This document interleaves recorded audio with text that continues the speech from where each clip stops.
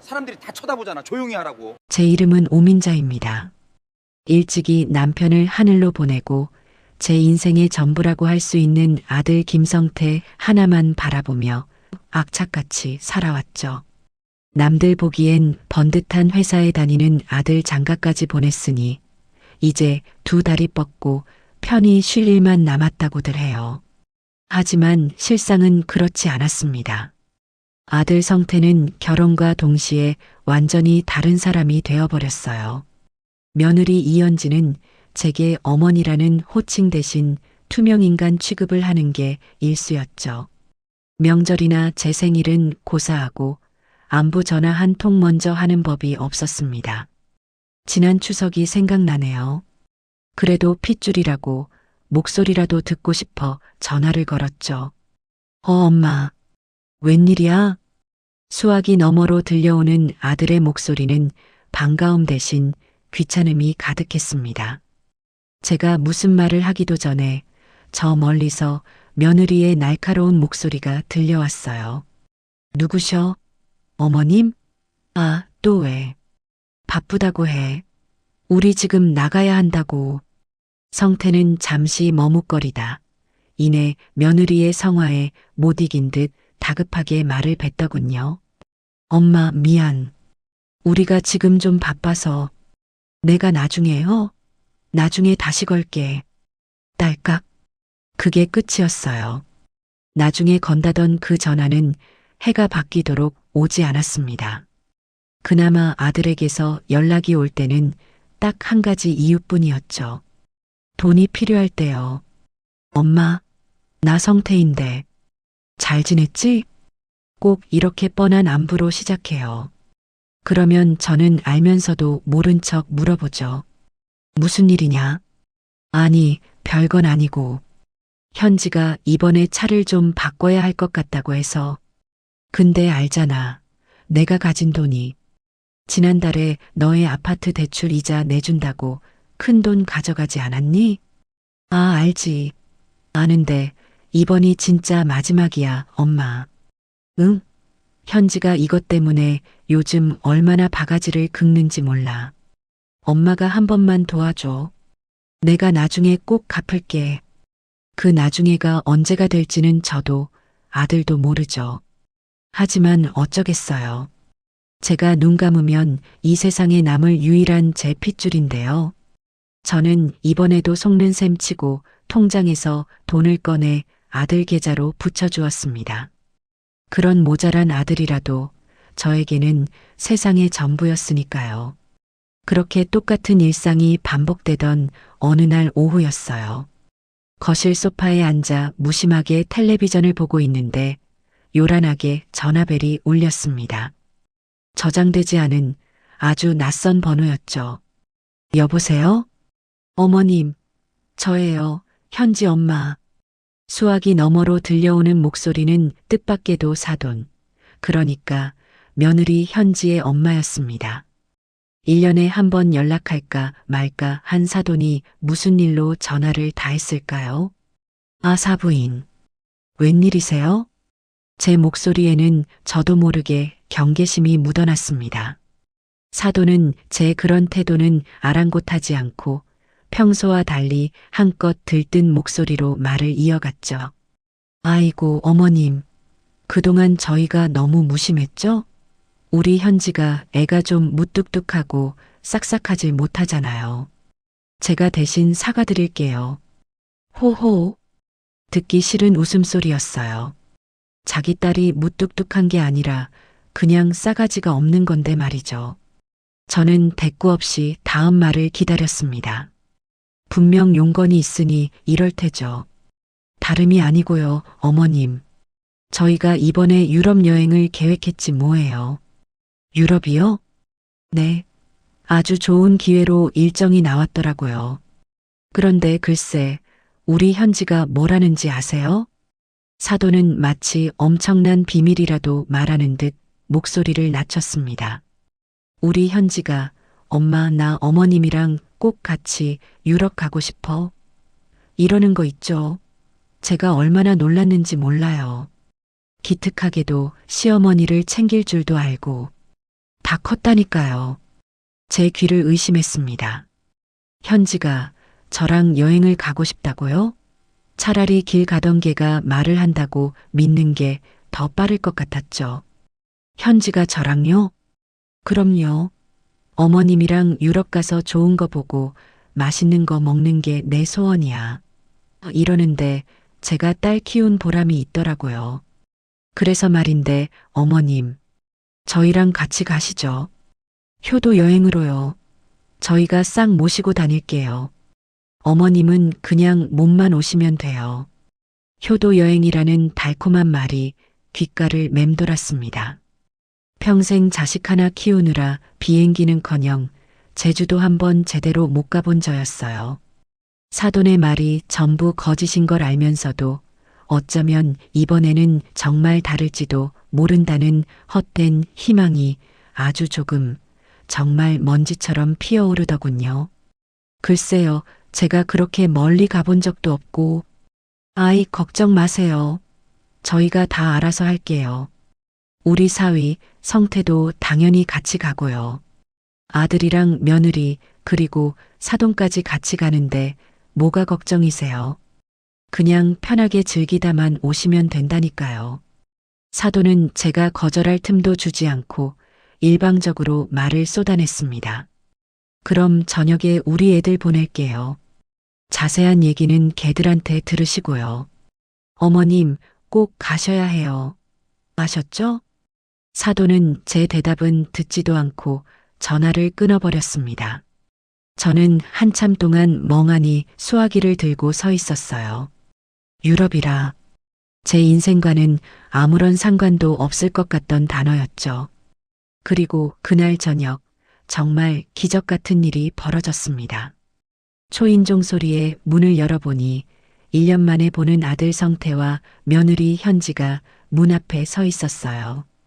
그것도 아주 비싸 보이는 케이크 상자까지 들고서요. 어머니, 저희 왔어요. 현지는 마치 자기 집 안방에 들어오듯 제 신발을 삐딱하게 벗어 던지고 성큼성큼 거실로 들어갔습니다. 웬일이냐? 해가 서쪽에서 뜨겠네. 너희가 케이크까지 다 사오고. 제 비아냥의 아들 성태가 멋쩍게 웃으며 케이크를 식탁 위에 올려놓았죠. 아, 엄마. 그냥 엄마 생각나서 샀지. 어머니, 저희 엄마한테 얘기 들으셨죠? 유럽 가는 거요. 소파 제일 좋은 자리에 풀썩 주저앉은 며느리가 대뜸 본론부터 꺼냈습니다. 케이크는 그저 명분일 뿐이었죠. 듣긴 했다만. 근데 왜 아직 대답을 안 하셨어요? 저희 엄마가 목 빠지게 기다리시는데. 현지의 말투는 평소처럼 가시가 돋쳐 있었습니다. 효도를 하겠다는 사람의 태도가 저건가 싶더군요. 아니, 그게 너무 갑작스러워서 내가 평생 비행기 한 번 안 타봤는데 괜히 따라갔다가 너희만 고생시킬 것 같아서 그런다. 제가 한사코 거절의 뜻을 비추자 며느리의 표정이 노골적으로 일그러졌어요. 어머니, 지금 저희가 효도시켜드린다는데 왜 빼세요? 솔직히 저희 아니면 어머니가 언제 유럽 같은데 가보시겠어요? 저희 엄마가 이렇게까지 신경 써주시는데 어머니가 거절하시면 저희 입장이 뭐가 돼요? 참 기가 막혔습니다. 효도를 하겠다는 건지 협박을 하겠다는 건지 제가 망설이는 사이 가만히 있던 아들 성태가 며느리 옆에 바싹 붙어 앉으며 거들더군요. 엄마, 뭐가 그렇게 복잡해? 좋은 기회잖아요. 현지 엄마가 이렇게까지 신경 써주시는데 우리도 성의를 보여야지. 성의라니. 나는. 아, 엄마. 짐은 무슨 짐이야. 저희가 다 알아서 모신다니까요. 그냥 몸만 오시면 된다고요. 이런 기회 흔치 않아요. 현지가 엄마 생각해서 일부러 시간 뺀 거란 말이야. 성태는 저를 설득하는 건지 아니면 며느리에게 잘 보이려고 연기를 하는 건지 헷갈릴 정도였습니다. 며느리 현지는 팔짱을 끼고 저를 삐딱하게 쳐다보며 마지막 쐐기를 박았어요. 어머니, 저희 엄마가 어머니 불편하실까봐 비행기 좌석도 비즈니스석으로 다 알아봤단 말이에요. 호텔도 최고급으로 예약할 거고요. 이 정도면 저희가 할 만큼 한 거 아니에요? 비즈니스석과 최고급 호텔이라는 말에 제 마음이 아주 조금 정말 바보같이 흔들리고 말았습니다. 어쩌면 정말 며느리가 개과천선이라도 한 걸까요? 아니면 사돈이라도 좋은 사람인 걸까요? 이 나이가 되도록 해외여행 한번 못 가본 제 처지가 서러워서였을지도 모르죠. 저는 긴 한숨과 함께 대답하고 말았습니다. 알았다. 그럼 한번 가보지 뭐. 제 대답이 떨어지자마자 현지의 얼굴이 순식간에 환해졌습니다. 물론 그 미소가 저를 향한 것이 아님은 분명했지만요. 잘 생각하셨어요, 어머니. 그럼 얘기 끝났네요. 제가 엄마한테 바로 전화할게요. 현지는 곧바로 휴대폰을 꺼내 사돈에게 전화를 걸기 시작했습니다. 엄마, 어머니 가신대. 응, 내가 잘 말씀드렸지. 그럼 그렇게 예약 진행해. 아들 성태는 그제야 제게 다가와 어깨를 툭툭 쳤습니다. 몇 년 만에 느껴보는 아들의 손길인지 모르겠어요. 엄마, 잘 생각했어. 재밌게 다녀오자. 그럼 우리 이제 가볼게. 뭐? 벌써? 케이크는 먹고 가야지. 아냐, 우리 저녁 약속 있어. 바빠. 케이크는 엄마 다 먹어. 성태와 현지는 사들고 온 케이크는 쳐다보지도 않고 현관으로 향했습니다. 마치 목적을 달성했으니 볼 일 없다는 듯이요. 어머니, 그럼 여권 준비해 두세요. 다음 주에 돈 보내라고 할 때 보내주셔야 하고요. 돈? 무슨 돈? 아, 여행 경비요. 항공권이랑 공동 경비. 그건 나중에 제가 다시 연락드릴게요. 현지는 그 말만 툭 던지고 아들을 재촉해 밖으로 나가버렸습니다. 쾅 하고 닫히는 현관문 소리가 유난히 크게 울렸죠. 저는 텅 빈 거실에 홀로 남아 식탁 위에 놓인 케이크 상자를 바라보았습니다. 달콤한 케이크 대신 아주 쓰고 떫은 무언가를 삼킨 기분이었어요. 하지만 이미 엎질러진 물이었죠. 저는 그렇게 제 인생 최악의 실수를 저지르고 말았습니다. 아들 내외가 쾅 소리를 내며 현관문을 닫고 나간 뒤에도 저는 한참을 그 자리에 우두커니 서 있었어요. 거실 식탁 위에는 그들이 들고 온 케이크 상자가 덩그러니 놓여 있었죠. 열어볼 생각도 들지 않았습니다. 달콤한 크림 냄새 대신 역겨운 속임수의 냄새가 나는 것 같았거든요. 결국 그 케이크는 뜯지도 못한 채 음식물 쓰레기통으로 들어가고 말았습니다. 며칠 동안 마음이 참 복잡했어요. 이게 정말 효도 여행이 맞을까요?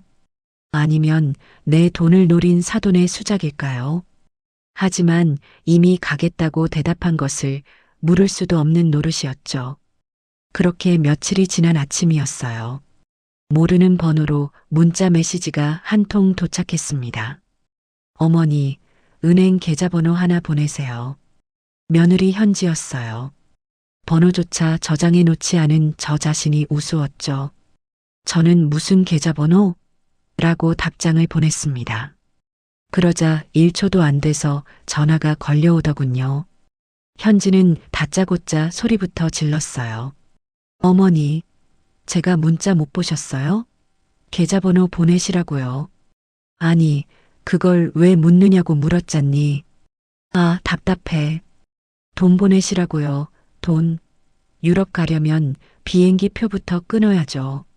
어머니가 돈을 주셔야 예약을 하든 말든 할 거 아니에요. 마치 밀린 빚이라도 독촉하는 사채업자 같은 말투였어요. 저는 어이가 없어서 물었죠. 그래서 얼마면 되는데? 일단 비행기 값만 먼저 주세요. 비즈니스석이라 좀 비싸요. 800만 원이요. 제 귀를 의심했어요. 뭐? 800? 그게 무슨 비행기 값이니? 유럽 가는 비행기에 금칠이라도 했대? 어머니, 촌스럽게 왜 이러세요? 요즘 물가 몰라요? 그리고 저희가 비즈니스석으로 알아봤다고 분명히 말씀드렸잖아요. 어머니 편하게 모시려고 그런 건데 돈 아까우세요? 아니, 아까운 게 문제가 아니라 내 생각엔 너무 비싸다. 난 그냥 싼 거, 이코노미인가 뭔가 그거 타고 가도 되는데. 제 말이 끝나기도 전에 현지가 비명을 지르듯 끼어들었어요. 아, 안 돼요. 절대 안 돼요. 그럼 모양 빠져요. 저희 엄마도 비즈니스 타시는데 어떻게 어머니만 이코노미에 앉혀요? 사람들이 다 쳐다볼 텐데. 그건 절대 안 돼요. 참으로 기가 막혔죠. 남들 시선이 그렇게 중요하다는 애가 시어미한테 전화해서 돈 달라고 소리 지르는 건 창피하지도 않은가 봐요. 제가 잠시 대답이 없자 현지는 더 교묘한 말로 저를 압박하기 시작했어요. 어머니, 설마 돈 없으신 건 아니죠? 저희랑 저희 엄마 거는 이미 다 결제했단 말이에요. 어머니 것만 지금 결제 안 돼서 일정 다 꼬이게 생겼어요. 어머니가 이렇게 돈 안 보내시면 저희 단체 예약 다 취소해야 해요. 그럼 위약금 발생하는데 그 위약금은 어머니가 내실 거예요? 협박이었죠. 자신들은 이미 냈다는 말에 저는 더 이상 버틸 수가 없었어요. 이 여행을 취소하면 당장이라도 제게 위약금을 물어내라고 할 기세였으니까요. 알았다, 보내주마. 계좌번호 찍어보내.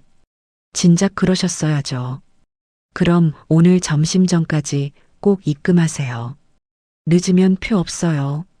전화는 일방적으로 끊겼습니다. 저는 은행 앱을 열어 현지가 보내준 계좌번호로 800만 원이라는 거금을 송금했어요. 제 통장 잔고가 순식간에 훅 꺼지는 것을 보니 가슴 한쪽이 아릿하게 저려왔죠. 평생 아끼고 아껴 모은 돈인데 이렇게 허무하게 빠져나가다니요. 그래도 비즈니스석이라잖아. 내 평생 언제 그런 걸 타보겠어. 아들 녀석이 효도 한번 하겠다는데 이 정도는 써야지. 저는 애써 스스로를 위로했습니다. 하지만 그 위로는 한 시간도 채가지 못했어요. 점심밥을 막 드려는데 또다시 현지에게서 전화가 걸려왔습니다. 어머니, 항공권값만 보내시면 어떡해요? 뭐, 또 뭐가 남았단 말이냐? 아, 진짜 답답하시네. 공동경비요. 공동경비. 유럽 가면 밥도 사 먹어야죠. 관광지 입장료도 내야죠. 중간중간 쇼핑도 해야죠. 그런 거 다 같이 걷어서 써야 할 거 아니에요. 저는 들고 있던 숟가락을 떨어뜨릴 뻔했어요. 공동경비, 그걸 또 내라고? 얼마를? 저희 엄마랑 똑같이 1,000만 원씩이요. 1,000만 원. 너희 지금 장난하니? 비행기 값보다 더 비싼 게 어디 있어. 나 그런 돈 없다. 저도 모르게 소리가 높아졌죠. 그러자 수화기 너머의 현지도 지지 않고 더 큰 소리로 악을 썼어요. 어머니, 지금 저한테 소리 지르시는 거예요? 저희가 어머니 돈 떼먹어요? 공금이라고요, 공금. 다 같이 쓰는 돈. 유럽 물가 모르셔서 하시는 소리예요? 호텔비도 여기서 다 나가는 거라고요. 호텔비? 호텔비는 너희가 내는 거 아니었어? 효도 여행이라며. 아, 글쎄, 효도도 돈이 있어야 한다니까요. 저희 엄마도 1,000만 원 똑같이 내셨어요. 어머니가 안 내시면 저희가 그 돈 다 부담해야 하는데 그건 아니잖아요. 어머니도 거기서 맛있는 거 사드시고 쇼핑도 하시면 되죠. 뭐가 그렇게 아까우세요? 나는 쇼핑 같은 거 안 한다. 그리고 너희가 처음부터 이런 말은 안 했잖니. 말 안 한 게 아니라 당연한 거라 말씀 안 드린 거죠. 세상에 공짜 여행이 어디 있어요? 어머니 정말 실망이에요. 저희 엄마 체면도 좀 생각해 주세요. 사돈 체면까지 들먹이는 며느리의 뻔뻔함에 말이 막혔습니다. 제가 아무 말도 못하고 있자 수화기 너머로 아들 성태를 부르는 소리가 들렸어요. 오빠, 와서 엄마 좀 어떻게 좀 해봐. 돈 못 내시겠대. 잠시 후 곤란함이 가득 묻어나는 아들의 목소리가 들려왔습니다. 엄마, 나 성태인데 왜 현지 화나게 해? 무슨 일이야? 성태야, 이게 말이 된다고 생각하니? 비행기 값으로 800을 가져가더니 이제 와서 공동 경비로 1000만 원을 더 내놓으라잖니? 엄마 그런 돈 없어. 아, 엄마, 왜 이렇게 빡빡하게 굴어? 그거 얼마 한다고 그래? 얼마 안 해? 너한테는 그 돈이 푼 돈이니? 이 어미가 평생 폐지 줍다시피 모은 돈이야. 아, 알았어. 알았다고. 나중에 갚으면 되잖아. 갚으면. 그보다 현지 말이 맞잖아. 현지 엄마도 내셨다는데 엄마가 안 내면 내 입장이 뭐가 돼? 장모님 앞에서 나 망신 줄 셈이야? 아들은 제 사정 따위는 안중에도 없었어요. 오로지 자기 체면, 자기 아내, 자기 장모 생각뿐이었죠. 성태야, 너 정말. 엄마, 제발. 현지가 엄마 모시고 가려고 얼마나 애썼는데. 엄마도 가서 좋은 거 보고 좀 그래. 이 정도는 쓰셔야지. 우리 체면도 좀 생각해요. 응? 그냥 보내. 내가 나중에 진짜 잘할게. 결국 또 그놈의 나중에 타령이었죠. 저는 더 이상 아들과 싸울 힘도 남아있지 않았습니다. 제 평생을 바친 아들이 저보다 장모 체면을 더 중요하게 생각한다는 사실이 제 가슴을 찢어 놓았어요. 알았다. 보낼 테니 계좌번호나 찍어. 진짜지, 엄마? 고마워. 역시 우리 엄마야. 그럼 빨리 좀 보내줘. 현지 기다리잖아. 전화는 그렇게 끊겼습니다. 저는 망연자실한 채로 다시 은행 앱을 열었어요. 1000만 원.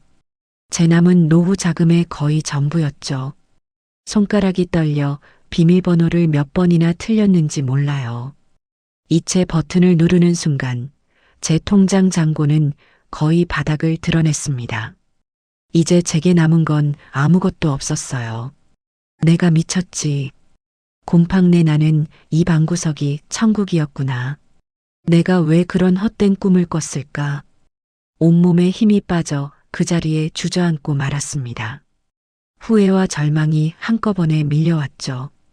그날 오후 모든 것을 포기한 채 누워있는데 또 전화가 울렸어요.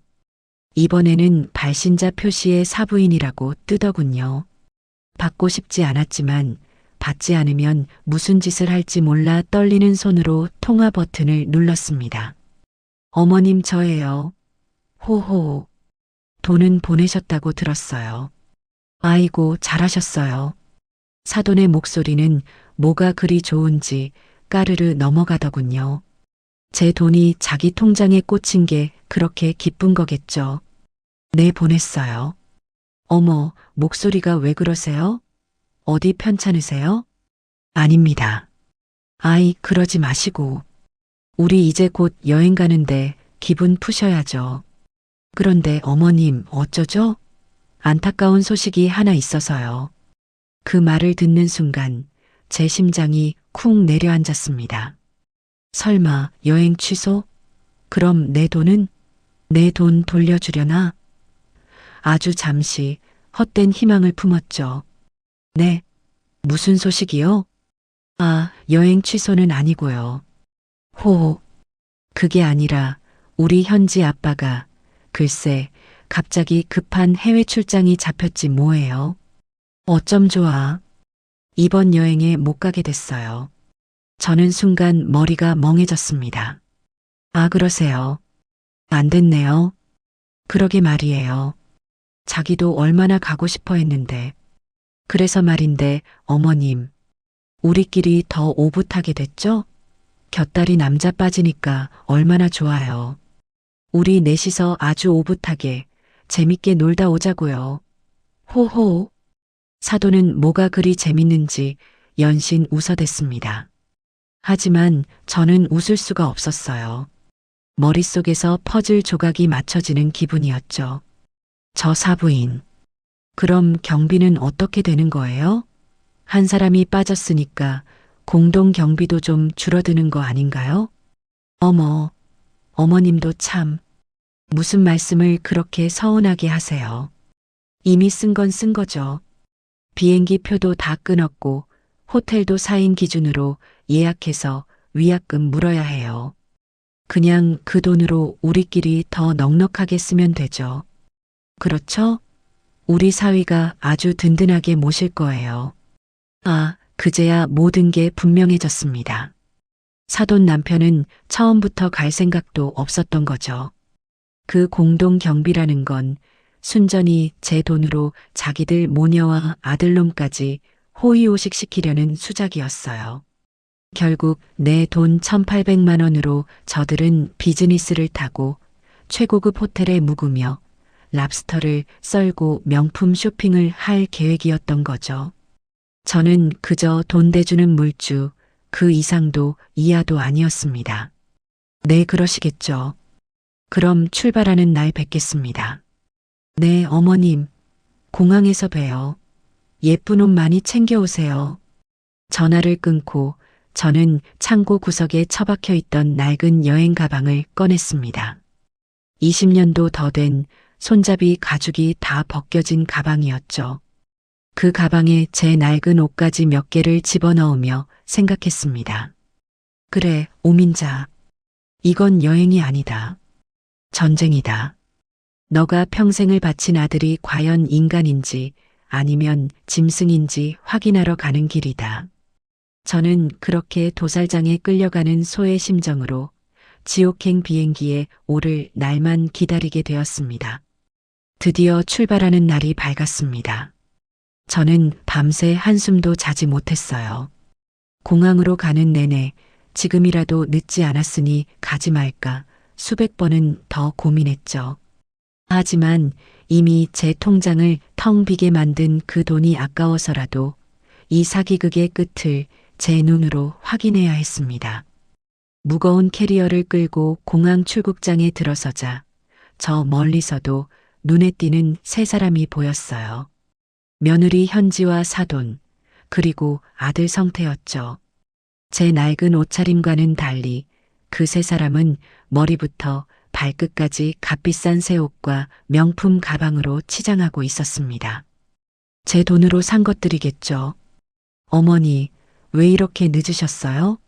저희 한참 기다렸잖아요. 며느리가 저를 보자마자 인상부터 썼어요.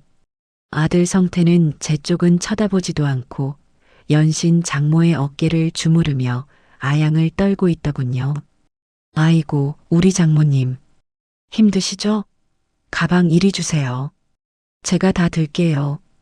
어머, 고마워라. 우리 김서방. 역시 사위밖에 없네. 사돈은 제게 눈길 한 번 주지 않고 성태가 건넨 물을 받아 마셨습니다. 저는 제 무거운 짐가방을 질질 끌고 그들 뒤를 따랐어요. 짐 이리 주세요. 현지가 제 가방을 휙 낚아채듯 가져가더니 수화물 벨트 위에 거칠게 올려놓았습니다. 그리고는 자기들 여권과 제 여권을 챙겨들고 발권 창구로 쪼르르 달려갔죠. 저는 그저 뒤에서 기다릴 수밖에 없었어요. 손님 4분, 좌석 확인해 드리겠습니다. 파리행 비즈니스석 3분, 이코노미석 1분 맞으신가요? 창구 직원의 말에 제 머릿속이 하얗게 변했습니다. 방금 뭐라고 하셨어요? 이코노미라고요? 그게 무슨 소리예요? 제가 놀라 소리치자 주변 사람들이 전부 저희 쪽을 쳐다봤어요. 며느리 현지가 얼굴이 울그락불그락해져서 제 팔을 세게 잡아 끌더군요. 어머니, 조용히 좀 하세요. 창피하게 왜 이러세요? 너가 지금 나더러 조용히 하라고 했니? 이게 무슨 짓이야? 너가 분명히 나도 비즈니스라고 그래서 800만 원이나 받아갔잖니. 제 목소리는 분노로 떨리고 있었습니다. 하지만 현지는 눈 하나 깜짝하지 않고 뻔뻔하게 대꾸했어요. 아, 그랬는데요. 그 사이에 비즈니스가 만석이 됐지 뭐예요. 어쩔 수 없잖아요. 그래도 도착지는 같아요. 뭘 그렇게 따지세요? 정말 촌스럽게. 거짓말.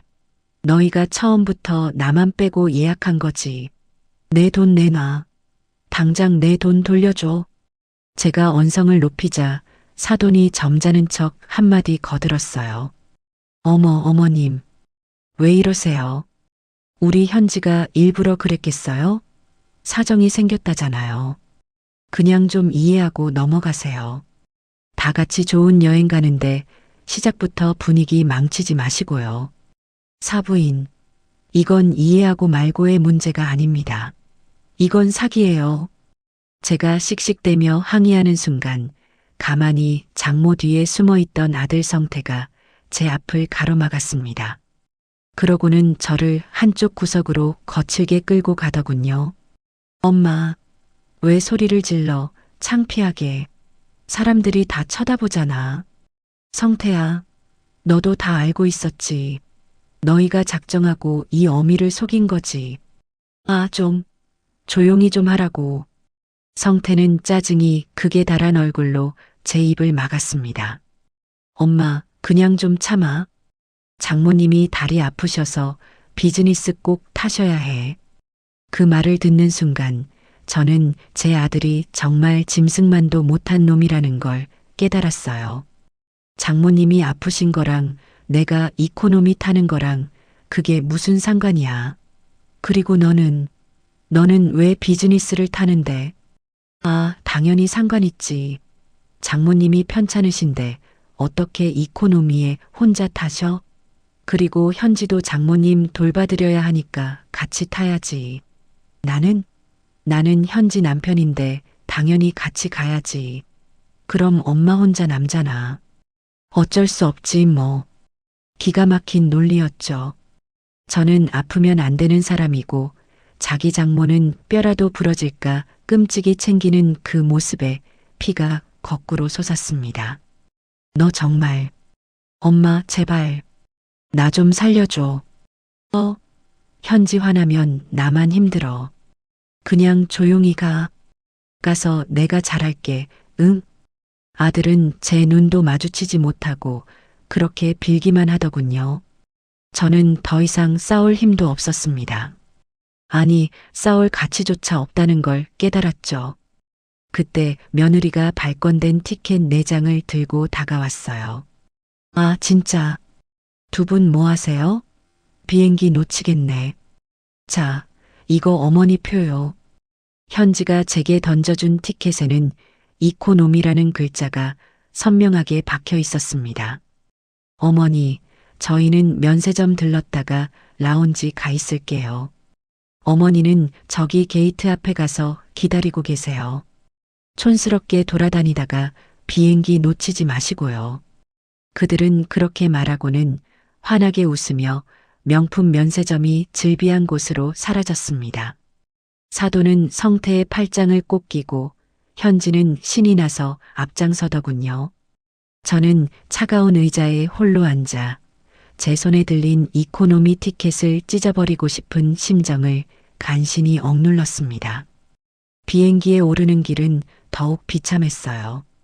저는 긴 줄을 서서 이코노미석으로 향했지만 그들은 우선 탑승으로 저보다 먼저 비즈니스석으로 들어갔죠. 제 자리를 찾아가는 길에 커튼으로 가려진 비즈니스석 입구를 잠시 지나치게 되었습니다. 그 짧은 순간 저는 보고야 말았습니다. 넓은 좌석에 편하게 다리를 뻗고 앉아 승무원이 따라주는 샴페인을 마시며 환하게 웃고 있는 세 사람의 모습을요. 그들은 제가 그 앞을 지나가는 것조차 알지 못했습니다. 아니, 설령 알았다고 해도 아는 척도 하지 않았겠죠. 저는 좁아터진 이코노미 중간 좌석에 몸을 구겨 넣었습니다. 양옆에는 덩치 큰 외국인들이 앉아 있었죠.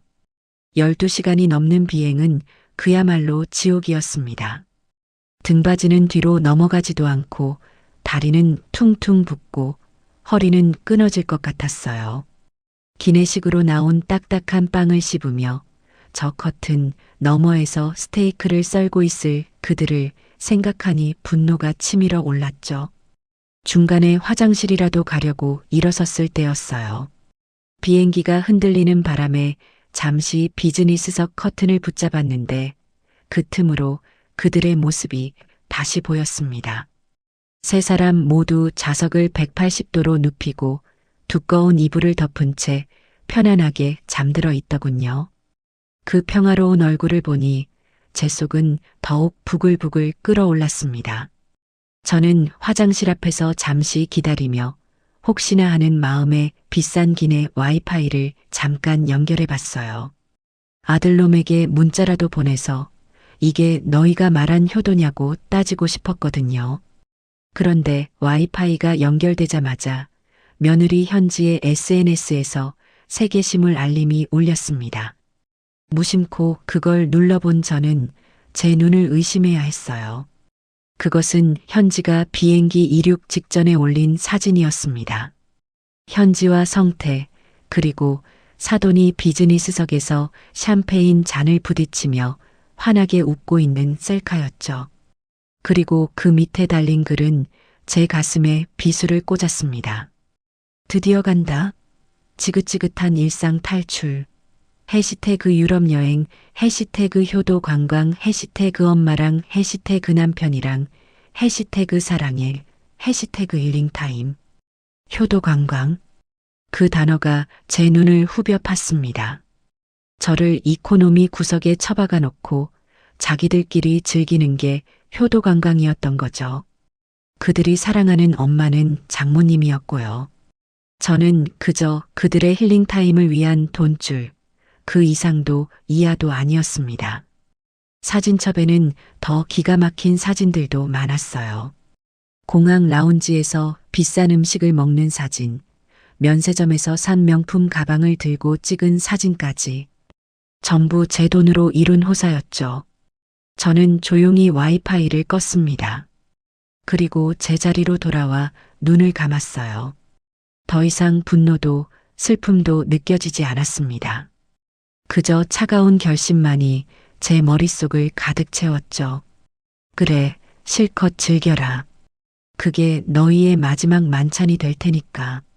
저는 남은 비행 시간 내내 이 지옥 같은 여행이 끝난 뒤 제가 해야 할 일들을 하나하나 차분하게 계획하기 시작했습니다. 길고 긴 비행이 끝나고 비행기는 드디어 파리 공항에 도착했습니다. 비즈니스석에 탔던 그들은 당연히 저보다 먼저 비행기에서 내렸죠. 저는 퉁퉁 부은 다리를 이끌고 무거운 몸으로 한참을 걸어 입국 심사장에 도착했습니다.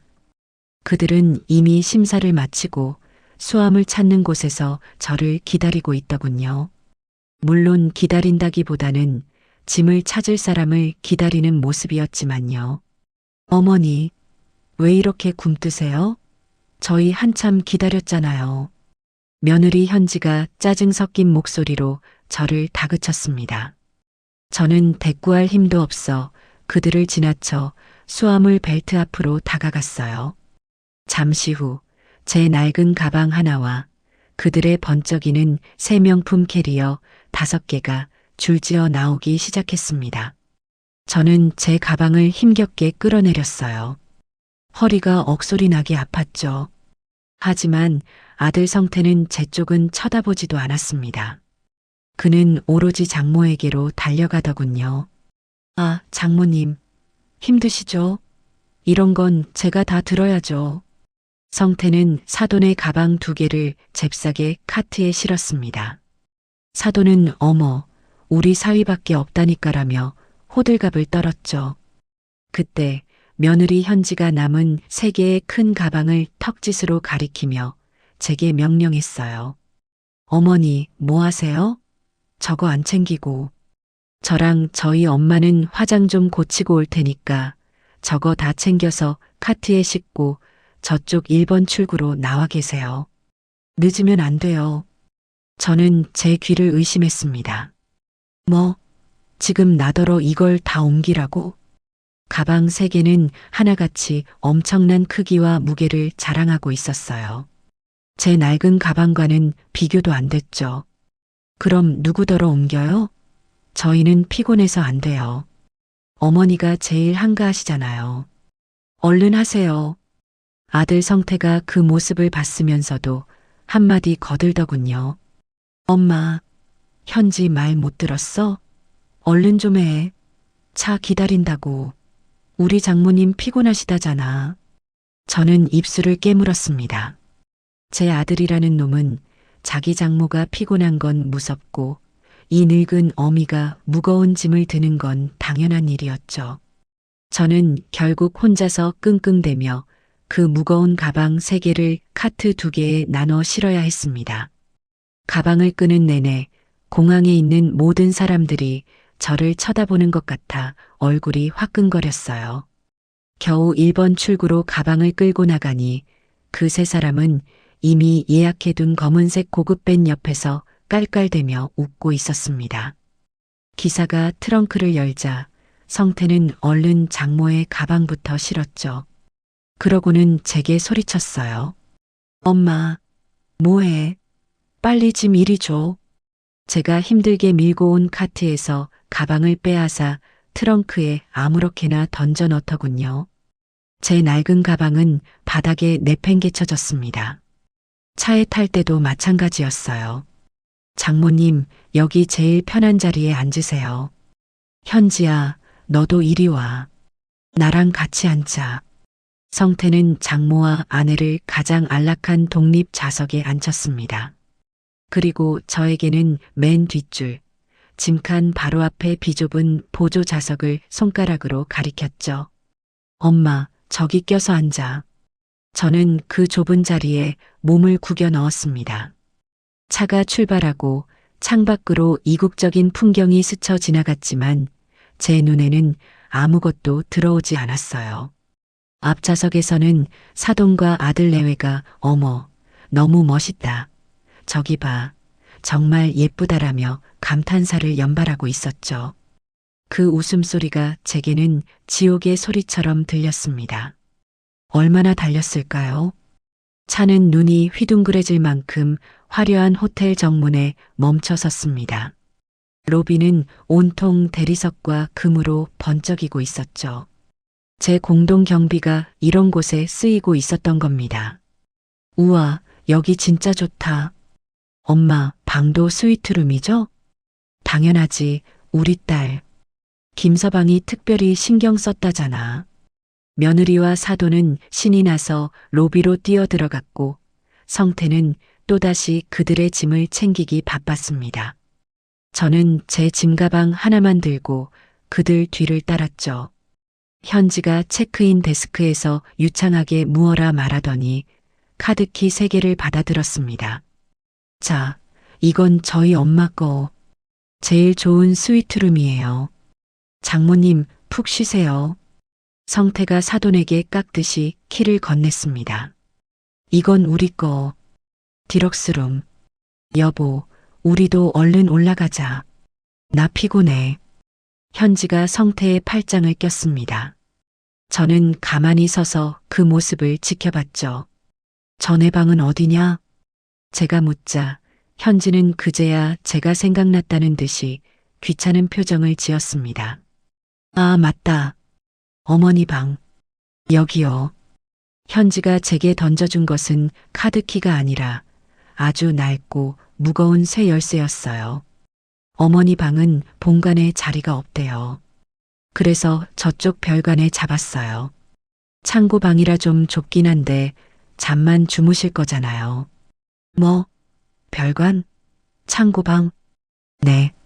본관은 비싸서 방이 없더라고요. 비싼 방 찾다 보니 거기가 된 거예요. 저기 벨보이가 안내해 줄 거예요. 그럼 저희는 먼저 올라가서 쉴게요. 아들 내외는 뒤도 돌아보지 않고 화려한 중앙 엘리베이터를 타고 사라졌습니다. 어리둥절해 보이는 벨보이 한 명이 제게 다가와 마지못해 저를 안내하기 시작했어요. 우리는 중앙 엘리베이터가 아닌 구석에 있는 직원용 통로로 향했습니다. 역겨운 음식물 냄새가 나는 복도를 지나 건물 뒤편의 작은 마당을 가로질렀죠. 그러자 본관과는 비교도 안 되는 아주 낡고 오래된 별관 건물이 나타났습니다. 삐걱거리는 계단을 올라 3층 복도 끝에 다다르자 벨보이가 낡은 문 하나를 열쇠로 열었어요. 이 여기가 제 방이라고요? 저는 제 눈을 의심했습니다. 방은 성인 남자 하나 겨우 누울까 싶은 좁은 공간이었어요. 벽지에는 곰팡이가 시커멓게 피어 있었고 퀴퀴한 냄새가 코를 찔렀죠.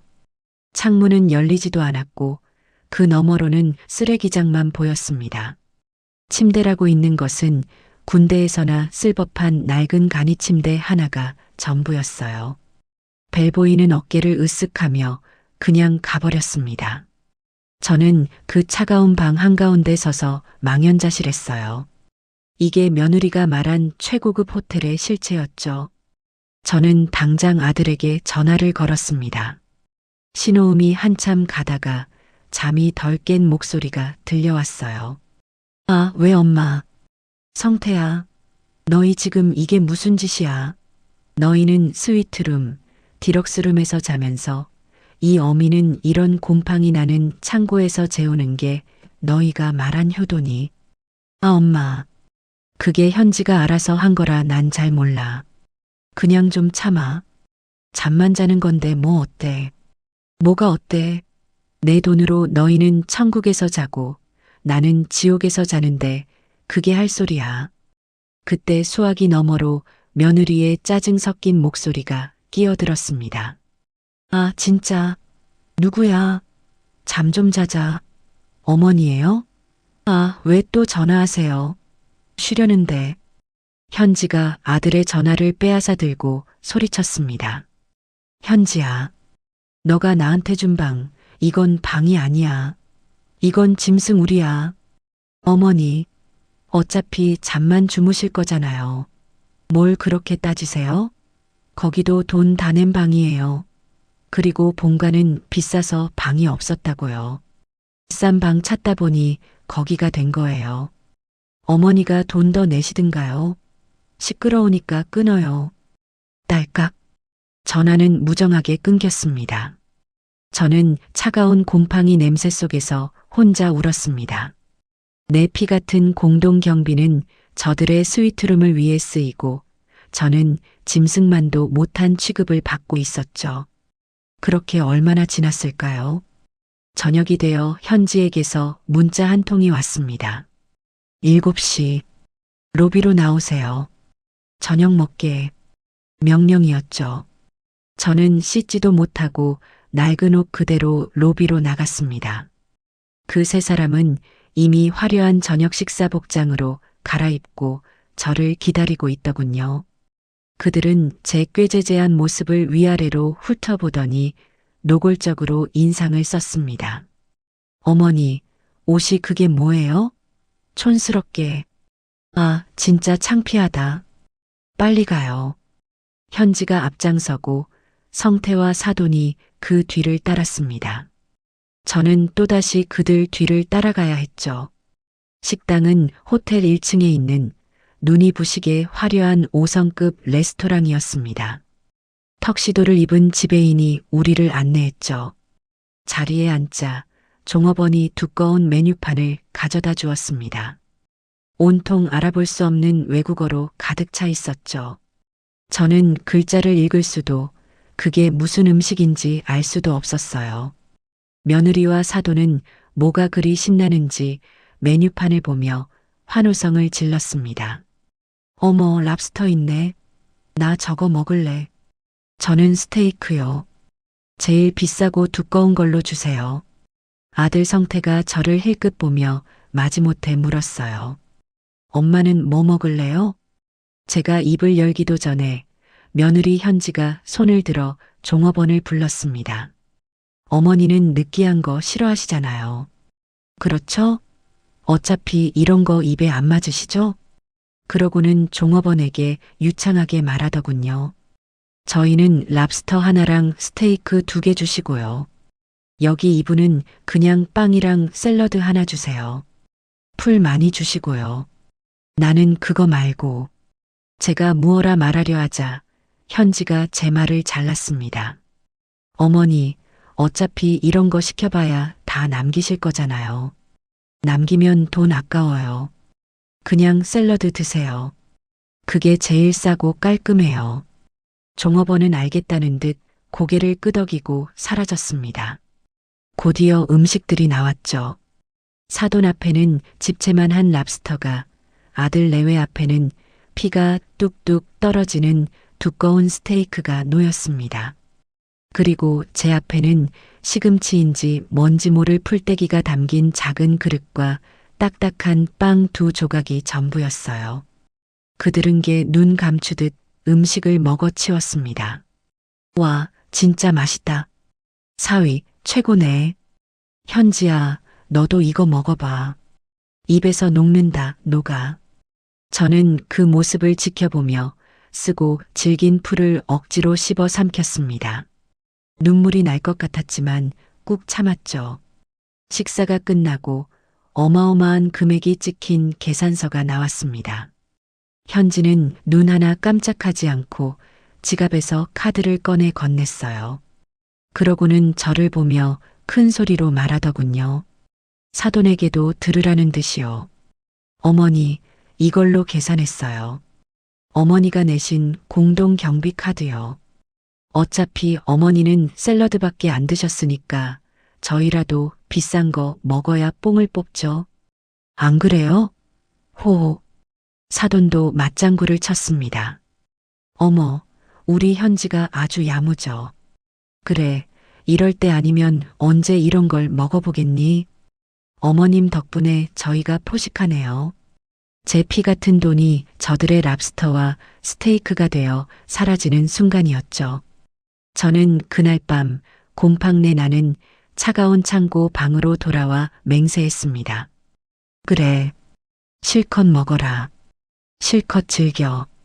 이 여행이 끝나는 날 너희와 나의 인연도 완전히 끝날 테니 너희가 오늘 나에게 준 이 굴욕과 모멸감 나는 반드시 1000배, 10,000배로 돌려줄 것이다. 제 두 번째 인생은 바로 이 지옥 같은 파리의 창고 방에서 시작되고 있었습니다. 지옥 같던 첫날 밤이 지나고 곰팡내 나는 창고 방에서 겨우 눈을 떴어요.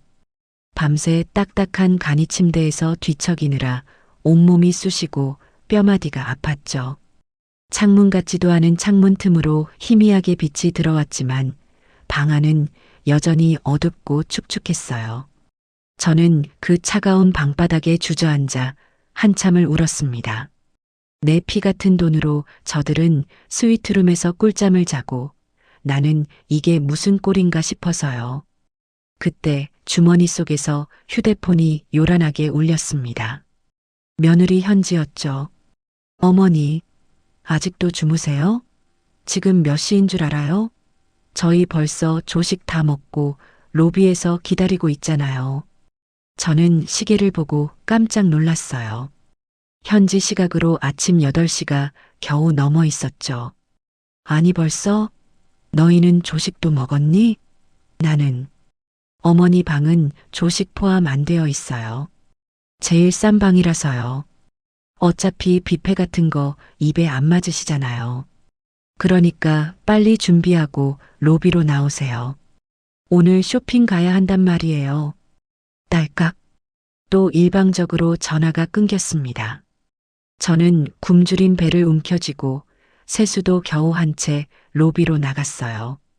로비는 아침 햇살을 받아 더욱 눈이 부셨죠. 그 세 사람은 이미 완벽하게 차려입고 소파에 앉아 저를 기다리고 있었습니다. 특히 사돈과 며느리는 어제와는 또 다른 명품 가방을 들고 있더군요. 아, 진짜 굼뜨시네. 어머니 때문에 늦었어요. 빨리 가요. 현지가 저를 보자마자 삿대질을 하며 앞장섰습니다. 어제 탔던 그 검은색 밴이 다시 호텔 앞에 대기하고 있었어요. 물론 저는 이번에도 맨 뒷좌석, 짐칸 옆 보조의자에 쭈그려 앉아야 했죠. 차가 도착한 곳은 듣기만 해도 어마어마한 명품들이 즐비하다는 파리의 유명한 쇼핑거리였어요. 길거리에는 저 같은 사람은 감히 들어가 보지도 못할 화려한 가게들이 끝도 없이 이어져 있었죠. 우와, 엄마. 나 저기 가볼래. 신상 들어왔대. 현지가 사돈의 팔을 끌고 가장 크고 화려한 매장 안으로 뛰어들어갔습니다. 아들 성태는 당연하다는 듯이 그 뒤를 따랐고요. 저는 어쩔 수 없이 그들을 따라 매장 안으로 들어갔죠. 어머니, 촌스럽게 두리번거리지 마세요. 여기 물건 만지면 다 돈 내야 해요. 현지가 제게 핀잔을 주더니 곧바로 점원에게 달려가 유창한 외국어로 이것저것 물어보기 시작했습니다. 사돈과 며느리는 신이 나서 가방을 들어보고 옷을 입어보고 구두를 신어보느라 정신이 없었어요. 어머, 현지야, 이거 너무 예쁘다. 이거 하나 살까? 엄마, 그거보다 이게 더 낫지 않아? 이게 이번 신상이래. 아들 성태는 그들 옆에 딱 붙어서 거울을 봐주며 아양을 떨더군요. 아이고, 장모님. 너무 잘 어울리세요. 역시 패션 감각이 남다르시다니까요. 우리 현지는 뭘 입어도 예쁘지. 모델 같네, 모델. 저는 그들 뒤에서 멀찍이 떨어져 서 있었습니다. 제가 입은 낡은 스웨터와 그들의 번쩍이는 실크 블라우스는 같은 공간에 있다는 것 자체가 어색할 정도였죠. 한참을 구경하던 현지가 드디어 마음에 드는 가방을 찾았는지 환호성을 질렀어요. 찾았다. 엄마, 나 이걸로 할래. 오빠, 이거 어때? 예쁘지? 어우, 예쁘다. 우리 현지한테 딱이네. 그럼 이걸로 계산할게요. 현지가 당당하게 카운터로 걸어가더니 지갑에서 익숙한 카드를 꺼내 점원에게 내밀었습니다. 제 돈으로 만든 공동 경비 카드였죠. 저는 도저히 참을 수가 없어서 그쪽으로 다가갔습니다. 잠깐, 현지야. 너 지금 그걸로 계산하는 거니? 제 목소리에 현지가 어이없다는 듯이 저를 휙 돌아봤어요. 네. 그럼 뭘로 해요? 그건 우리 다 같이 쓰기로 한 공동 경비 아니었니? 너의 가방을 사라고 낸 돈이 아니잖니. 제 말에 매장 안에 있던 모든 사람들의 시선이 저희에게로 쏠렸습니다. 현지의 얼굴이 새빨갛게 달아올랐죠. 어머니, 지금 뭐 하시는 거예요? 망신스럽게. 그럼 이 돈으로 뭐 하는데요? 어차피 어머니는 이런 거 사지도 않으실 거잖아요. 돈 썩히게요? 저희라도 써야죠. 그렇다고 이렇게 비싼 걸 상의도 없이. 아, 상의는 무슨 상의요? 어머니도 마음에 드는 거 고르세요. 제가 사드리는 게 아니라 공동 경비로 어머니 것도 사시라고요. 현지는 마치 선심이라도 쓰는 듯이 말했지만 저는 그 속내를 다 알았죠. 제가 이 비싼 매장에서 과연 10,000원짜리 하나라도 살 수 있을까요? 그때 가만히 있던 사돈이 다가와 제 팔을 슬쩍 잡았습니다. 아주 교양 있는 척 상냥한 목소리로 말했죠. 어머님, 왜 그러세요? 현지 말이 맞아요. 이 카드는 다 같이 쓰라고 있는 거죠. 우리 현지가 어머님 것도 하나 사드리려고 그런 건데 오해하셨나 봐요. 호. 그러면서 사돈은 제 곁을 스쳐 지나가며 저만 들을 수 있는 작은 목소리로 속삭였습니다. 어머님, 여기서 소란 피우시면 우리 다 같이 곤란해져요. 그냥 조용히 계세요. 어차피 어머님 돈 이미 우리 손에 들어왔잖아요. 저는 온몸에 소름이 돋았습니다. 이 모든 게 처음부터 계획된 사기극이라는 걸 다시 한번 확인하는 순간이었죠. 자, 어머님도 하나 고르세요. 이 스카프 예쁘네요. 이거라도 하나 하실래요? 사돈이 제게 집어준 것은 매장에서 가장 작고 값싼 실크 스카프였습니다. 마치 개에게 뼈다귀 하나 던져주는 듯한 태도였죠. 저는 그 손을 뿌리쳤습니다. 됐습니다. 나는 아무것도 필요 없어요. 어머, 그러세요? 그럼 할 수 없죠. 현지야, 그냥 우리 것만 계산해. 결국 현지는 제 돈이 고스란히 담긴 그 카드로 수백만 원짜리 가방을 긁었습니다. 그러고는 자기가 들고 있던 쇼핑백 몇 개를 제게 툭 던졌어요. 어머니, 촌스럽게 멀뚱히 서 있지 말고 이것 좀 들고 계세요. 무거워 죽겠네. 뭐? 저희 엄마 코트도 무거우니까 그것도 좀 받아 드시고요. 잃어버리면 큰일 나니까 꼭 쥐고 계세요. 아들 성태가 자기가 들고 있던 장모의 두꺼운 캐시미어 코트를 제 팔에 척 걸쳤습니다. 순식간에 제 양손은 그들 모녀가 산 쇼핑백과 무거운 코트로 가득 찼죠. 자, 다음 매장 가자. 엄마, 저기도 신상 나왔대. 그들은 저를 하녀 취급하며 앞장섰습니다. 저는 그 무거운 짐을 들고 뒤뚱거리며 그들을 따라가야 했어요.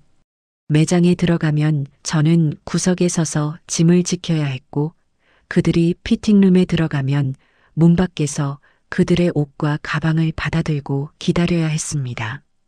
어머니, 다리 아프게 거기 서 있지 마시고 밖에 나가 계세요. 좁아 죽겠는데. 며느리는 제가 자기 시야에 있는 것조차 싫다는 듯이 저를 매장 밖으로 내쫓았습니다. 저는 결국 찬바람이 부는 길거리에서 그들의 쇼핑백과 코트를 잔뜩 껴안은 채 하염없이 그들을 기다려야 했죠. 지나가는 사람들이 저를 이상한 눈으로 쳐다봤지만 저는 고개를 들 수 없었습니다. 점심때가 되었어요. 저는 아침도 굶어 배가 고파 쓰러질 지경이었죠. 아, 배고프다. 여보, 우리 저기 가서 점심 먹자. 성태가 가리킨 곳은 아주 비싸 보이는 야외 테라스가 있는 레스토랑이었습니다. 좋지. 어머니, 짐은 여기 차에 좀 넣어두세요. 현지가 벤 기사를 불러 트렁크를 열게 했습니다. 제가 짐을 싣는 사이 그들은 이미 레스토랑에 자리를 잡고 앉아 있었죠. 제가 자리에 앉자 현지가 또 메뉴판을 독점하고 주문을 했습니다. 저희는 어제 먹었던 그 랍스터 파스타랑 송로버섯 리소토 주세요. 와인도 한 병 주시고요. 나는 그냥 물이라도. 어머니는 아침 안 드셔서 속 쓰리시죠? 여기 수프 하나 있네. 야채 수프 하나 주세요. 결국 제 앞으로는 어제 저녁에 먹었던 그 시금치 풀떼기보다 더 맛없는 밍밍한 야채 수프 한 그릇이 전부였습니다. 그들은 제 앞에서 또다시 공동 경비 카드로 값비싼 점심을 즐겼습니다. 아, 좋다. 이게 힐링이지. 김서방, 와인 한 잔밖에. 이번 여행은 정말 김서방 덕분이야. 아닙니다, 장모님. 맛있게 드세요. 저는 그 모습을 지켜보며 꾸역꾸역 수프를 넘겼습니다. 눈물인지 수프인지 모를 짠맛이 입안에 맴돌았죠. 오후 내내 쇼핑은 계속되었습니다. 제 손에는 쇼핑백이 점점 더 늘어났고 제 다리는 감각이 없을 정도로 아파왔어요. 마지막 매장에서 나올 때쯤 저는 정말 길바닥에 주저앉고 싶었습니다. 그때 제 눈의 길 건너편에 있는 작은 기념품 가게가 들어왔어요. 에펠탑 모형 열쇠고리, 예쁜 그림이 그려진 엽서 같은 것들을 파는 곳이었죠. 결혼하고 얼굴도 제대로 못 본 제 손주들 생각이 났습니다. 그래도 여기까지 왔는데 우리 강아지들 선물이라도 하나 사가야지. 저는 저도 모르게 그 가게 쪽으로 발걸음을 옮겼습니다. 제 주머니에는 비상금으로 챙겨온 현금 몇만 원이 있었죠. 할머니, 이거 얼마예요? 제가 서툰 손짓으로 에펠탑 열쇠고리를 가리키자 주인이 웃으며 가격을 알려주었습니다. 공동 경비가 아닌 제 돈으로 무언가를 사려던 그 순간이었어요. 어머니, 뒤에서 며느리의 날카로운 목소리가 들려왔습니다. 어머니, 지금 뭐 하세요? 그런 쓰레기를 뭐하러 사요? 현지가 제 손에 들린 열쇠고리를 낚아채듯 빼앗아 진열대에 다시 던져버렸습니다. 아니, 그냥 애들 생각나서. 아휴, 촌스러워. 이런 거 애들도 안 좋아해요. 누가 요즘 이런 조잡한 걸 선물로 줘요? 돈 아깝게. 이건 내 돈으로 사려는 거였어. 어머니 돈이 어디 있어요? 어머니 돈은 다 공동 경비에 넣었잖아요.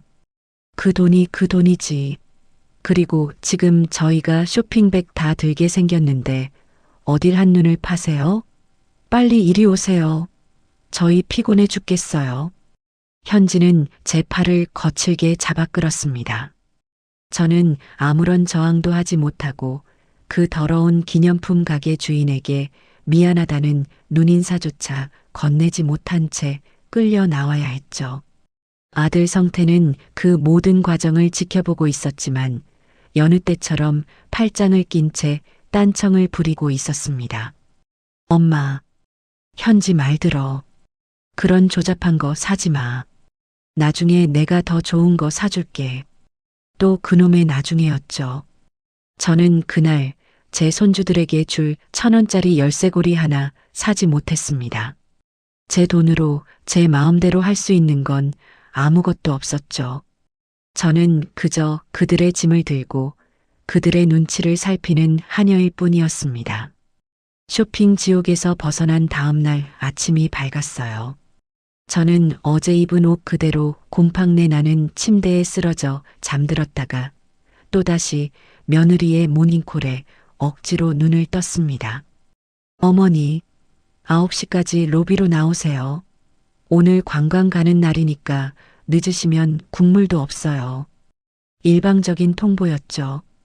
저는 굶주린 배를 움켜쥐고 시간 맞춰 로비로 나갔습니다. 그 세 사람은 어제 산 명품 옷들로 한껏 치장하고 저를 기다리고 있더군요. 어머니, 오늘은 하루 종일 걸어야 해요. 루브르 박물관 갔다가 베르사유 궁전도 가야 하거든요. 현지가 아주 중요한 일정이라도 되는 듯이 말했어요. 제 평생 이름만 들어봤던 그런 곳들을 간다니 어제 쇼핑 지옥보다는 낫겠다 싶었죠. 그래, 알았다. 그런데 어쩌죠? 사돈이 아주 안타깝다는 듯이 하지만 입꼬리는 미묘하게 올라간 채로 입을 열었습니다. 어머님은 다리 아프시잖아요. 어제 보니까 걷는 것도 힘들어 하시던데. 아닙니다. 저 괜찮아요. 갈 수 있어요. 아니요, 어머님. 저희가 볼 땐 안 괜찮으세요. 현지가 제 말을 단호하게 잘랐습니다. 거기 가면 하루에 몇만 보씩 걸어야 해요. 계단도 엄청 많고요.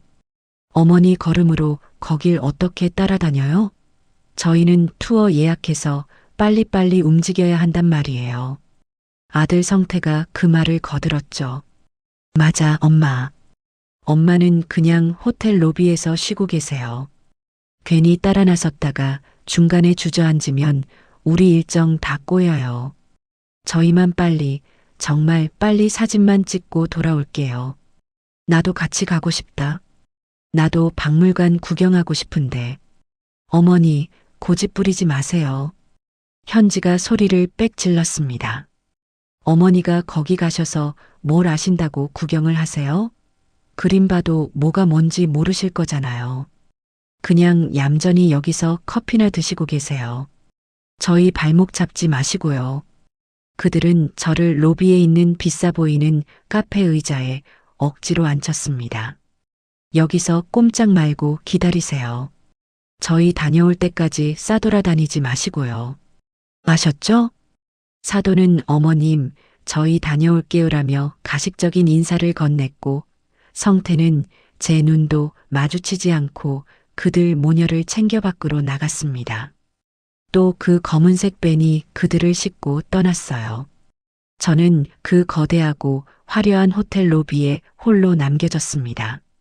완벽하게 차려입은 사람들 사이에서 곰팡내 나는 방에서 막 나온 제 행색은 너무나도 초라했죠.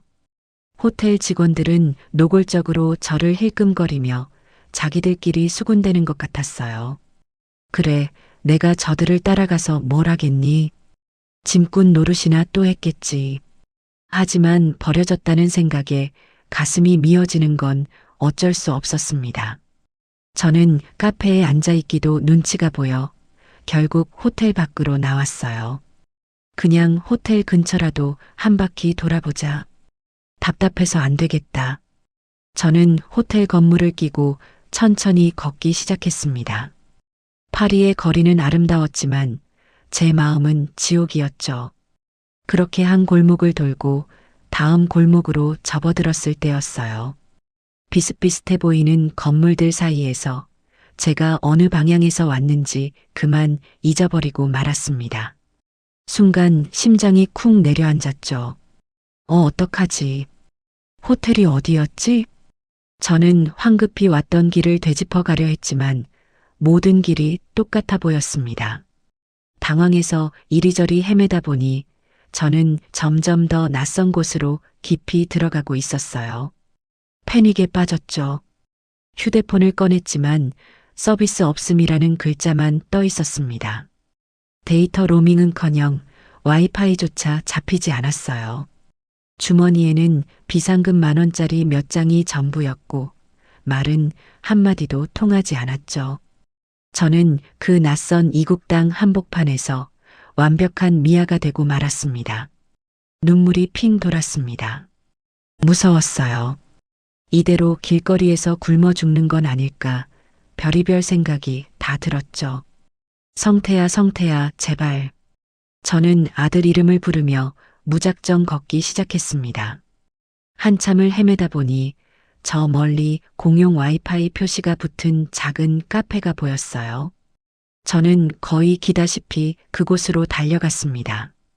겨우 와이파이에 연결하고 떨리는 손으로 아들 성태에게 전화를 걸었어요. 하지만 수십 번을 걸어도 전화를 받지 않았습니다. 박물관 아니라 시끄러워서 못 듣는 거겠죠. 다급해진 저는 며느리 현지에게 전화를 걸었습니다. 제발 받아라, 제발. 아, 왜요? 무슨 일인데요? 다행히 현지가 전화를 받았습니다. 수화기 너머로 시끄러운 소리와 함께 투어 가이드가 설명하는 듯한 목소리가 섞여 들려왔어요. 현지야, 현지야, 나 좀 살려줘. 나 길을 잃었어. 여기가 어딘지 하나도 모르겠어. 제발 와서 나 좀 데려가줘. 저는 울면서 애원했습니다. 그러자 수화기 너머의 현지가 믿을 수 없다는 듯이 소리를 질렀어요. 뭐라고요? 길을 잃어요? 아니, 호텔에 얌전히 계시라고 했잖아요. 아, 진짜.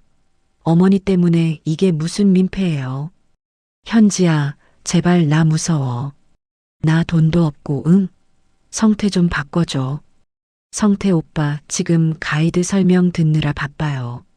그리고 저희 지금 투어 한복판이라 못 가요. 알아서 찾아오세요. 시끄러우니까 끊어요. 현지야, 현지야, 제발. 나 진짜 어떡해. 아, 몰라요. 바쁘다고요. 딸깍. 전화는 끊겼습니다. 저는 카페 구석에 주저앉아 엉엉 울고 말았습니다. 제 아들과 며느리는 제가 이역만리에서 길을 잃고 울부짖는데도 투어가 더 중요하다고 저를 버린 겁니다. 얼마나 울었을까요? 카페 주인이 딱하게 쳐다보며 다가와 무슨 일이냐고 묻는 것 같았어요. 저는 말도 안 되는 영어 단어를 섞어가며 호텔 로스트라고 외쳤습니다. 그리고 주머니에서 곰팡내 나는 제 방 열쇠를 꺼내 보여주었죠. 그 낡은 쇠 열쇠에는 다행히 호텔 이름이 작게 새겨져 있었습니다. 카페 주인은 고개를 끄덕이더니 밖으로 나가 택시를 한 대 잡아주었습니다. 그리고 기사에게 제 열쇠를 보여주며 뭐라 설명을 하더군요. 저는 고맙다는 말도 제대로 못하고 택시에 올라탔습니다. 택시비로 제 비상금 대부분을 털어넣고 나서야 저는 겨우 그 지긋지긋한 호텔 로비로 돌아올 수 있었습니다. 시간은 벌써 오후 늦은 시각이 되어 있었죠. 제가 로비로 비틀거리며 들어서는 순간 저는 제 눈을 의심했습니다. 저를 버리고 갔던 그 세 사람이 로비 중앙에 있는 카페에서 케이크와 아이스크림을 먹으며 환하게 웃고 있는 겁니다. 어머, 이거 진짜 맛있다. 김서방, 이것도 먹어봐. 아주 달콤하네. 장모님, 많이 드세요. 그들은 투어를 간 게 아니었어요. 아니, 갔더라도 아주 일찌감치 돌아와서 자기들끼리 디저트 파티를 벌이고 있었던 거죠. 제가 길거리에서 공포에 떨며 울고 있던 그 시간에 말입니다. 저를 발견한 아들 성태가 인상을 찌푸리며 다가왔습니다. 엄마, 어디 갔다 이제 와? 한참 찾았잖아. 한참 찾았다고요? 케이크를 먹으면서요? 나 길을 잃었었어. 내가 전화했는데. 제 말이 끝나기도 전에 며느리 현지가 자리에서 벌떡 일어나 제게로 다가왔습니다. 그 얼굴은 분노로 새빨갛게 물들어 있었죠. 어머니, 진짜 저희 투어 망칠 뻔한 거 아세요? 뭐?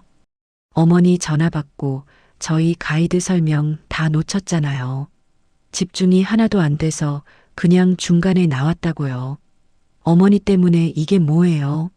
입장료만 날렸네. 아니, 너희 날 데리러 온 게 아니고. 데리러 가길 누굴 데리러 가요? 그리고 그 꼴은 뭐예요? 경찰차는 왜 타고 왔어요? 아까 호텔 직원이 그러던데?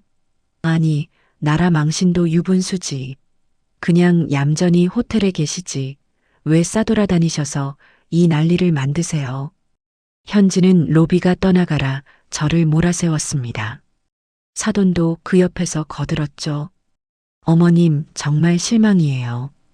저희가 어머님 걱정돼서 투어도 제대로 못했다니까요. 우리 현지랑 성태가 어머님 때문에 얼마나 속상해했는지 아세요? 속상이요? 저렇게 맛있는 케이크를 먹으면서요? 저는 너무 기가 막혀서 아무 말도 나오지 않았습니다. 아들 성태는 제 곁에 와서 제 팔을 잡아 끌며 속삭였어요.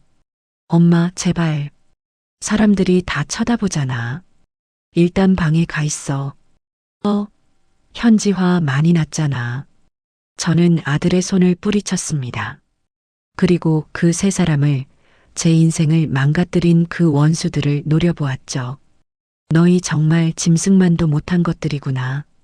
저는 그 말을 내뱉고 비틀거리며 제 곰팡내 나는 창고 방으로 돌아왔습니다. 문을 잠그고 저는 그 차가운 침대에 쓰러져 한참을 웃었습니다. 눈물이 뺨을 타고 흘렀지만 저는 미친 사람처럼 웃고 또 웃었어요. 그래, 이제 정말 다 끝났구나. 내 아들은 이제 없구나. 길을 잃었다 돌아와 짐승만도 못하다는 소리를 들은 그날 밤, 저는 뜬 눈으로 밤을 지새웠어요. 다음 날이 밝았지만 그들에게서는 아무런 연락도 오지 않았죠. 저도 그 곰팡내 나는 방에서 한 발짝도 나가지 않았습니다. 배가 고팠지만 그들의 얼굴을 보는 것보다 굶는 게 낫다고 생각했으니까요. 그렇게 하루가 통째로 지나가고 이 지옥 같은 여행의 마지막 날 밤이 되었습니다. 내일이면 드디어 한국으로 돌아가는 날이었죠. 저녁 8시가 다 되어서야 현지에게서 문자 한 통이 왔습니다. 마지막 저녁 식사예요. 1층 레스토랑으로 나오세요. 역시나 명령조였죠. 저는 며칠을 굶어 기력이 없었지만 이 마지막 만찬의 끝을 제 눈으로 확인해야 했습니다.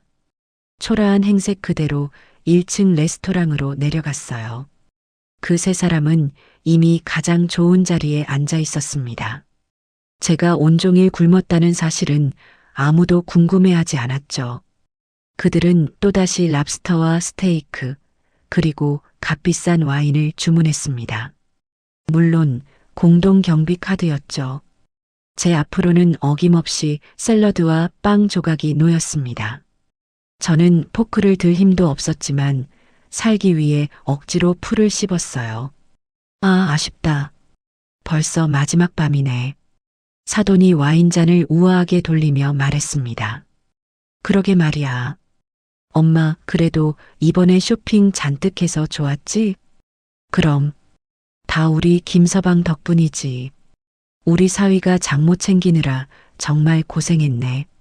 사돈이 갑자기 옆에 있던 커다란 쇼핑백에서 고급스러운 상자를 하나 꺼냈습니다. 그러고는 아들 성태에게 쓱 내밀더군요. 이거 장모가 주는 선물이야.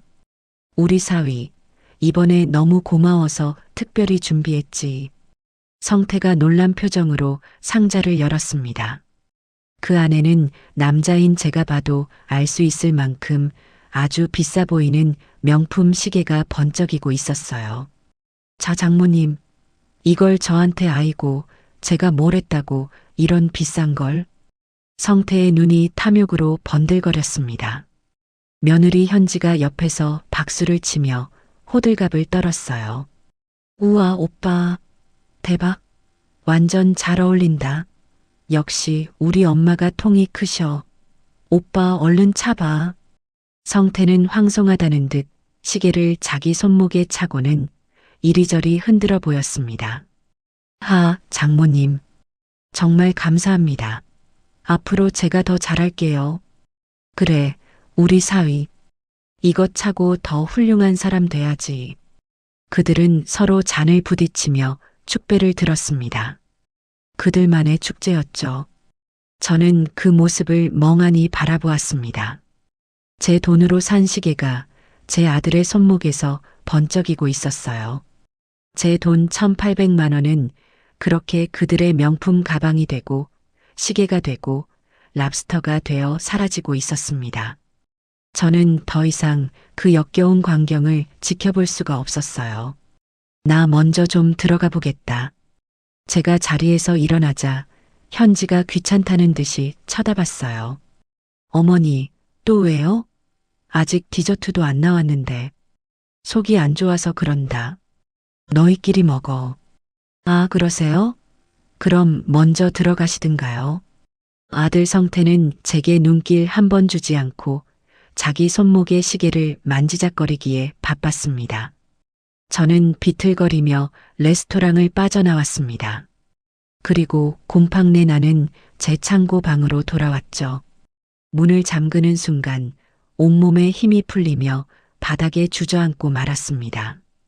그때부터였어요. 온몸이 불덩이처럼 뜨거워지기 시작했습니다. 며칠간의 굶주림, 스트레스, 그리고 차가운 방에서 잔 탓에 단단히 몸살이 난 거였죠. 온몸이 으슬으슬 떨리고 머리는 깨질 것처럼 아팠습니다. 이러다 여기서 죽는 거 아닌가.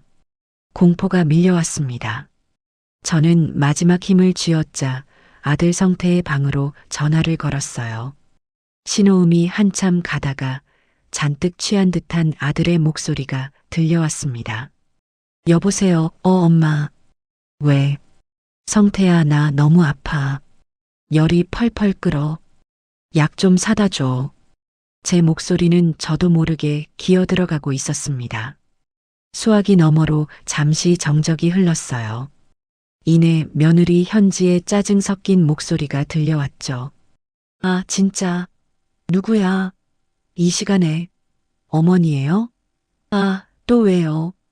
현지가 아들의 전화를 빼앗아 들었습니다. 현지야, 나 진짜 아파. 열이 너무 나. 병원 좀 가야 할 것 같아. 병원요? 현지가 기가 막히다는 듯이 웃었습니다. 어머니, 꾀병 아니에요? 저희 지금 와인 마시고 기분 좋은데 초치시네. 여기가 한국인 줄 아세요?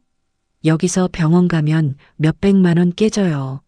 그 돈은 어머니가 내실 거예요? 그럼 약이라도 해열제라도 좀. 여기 약값도 엄청 비싸요. 약 하나에 몇만 원씩 한다고요.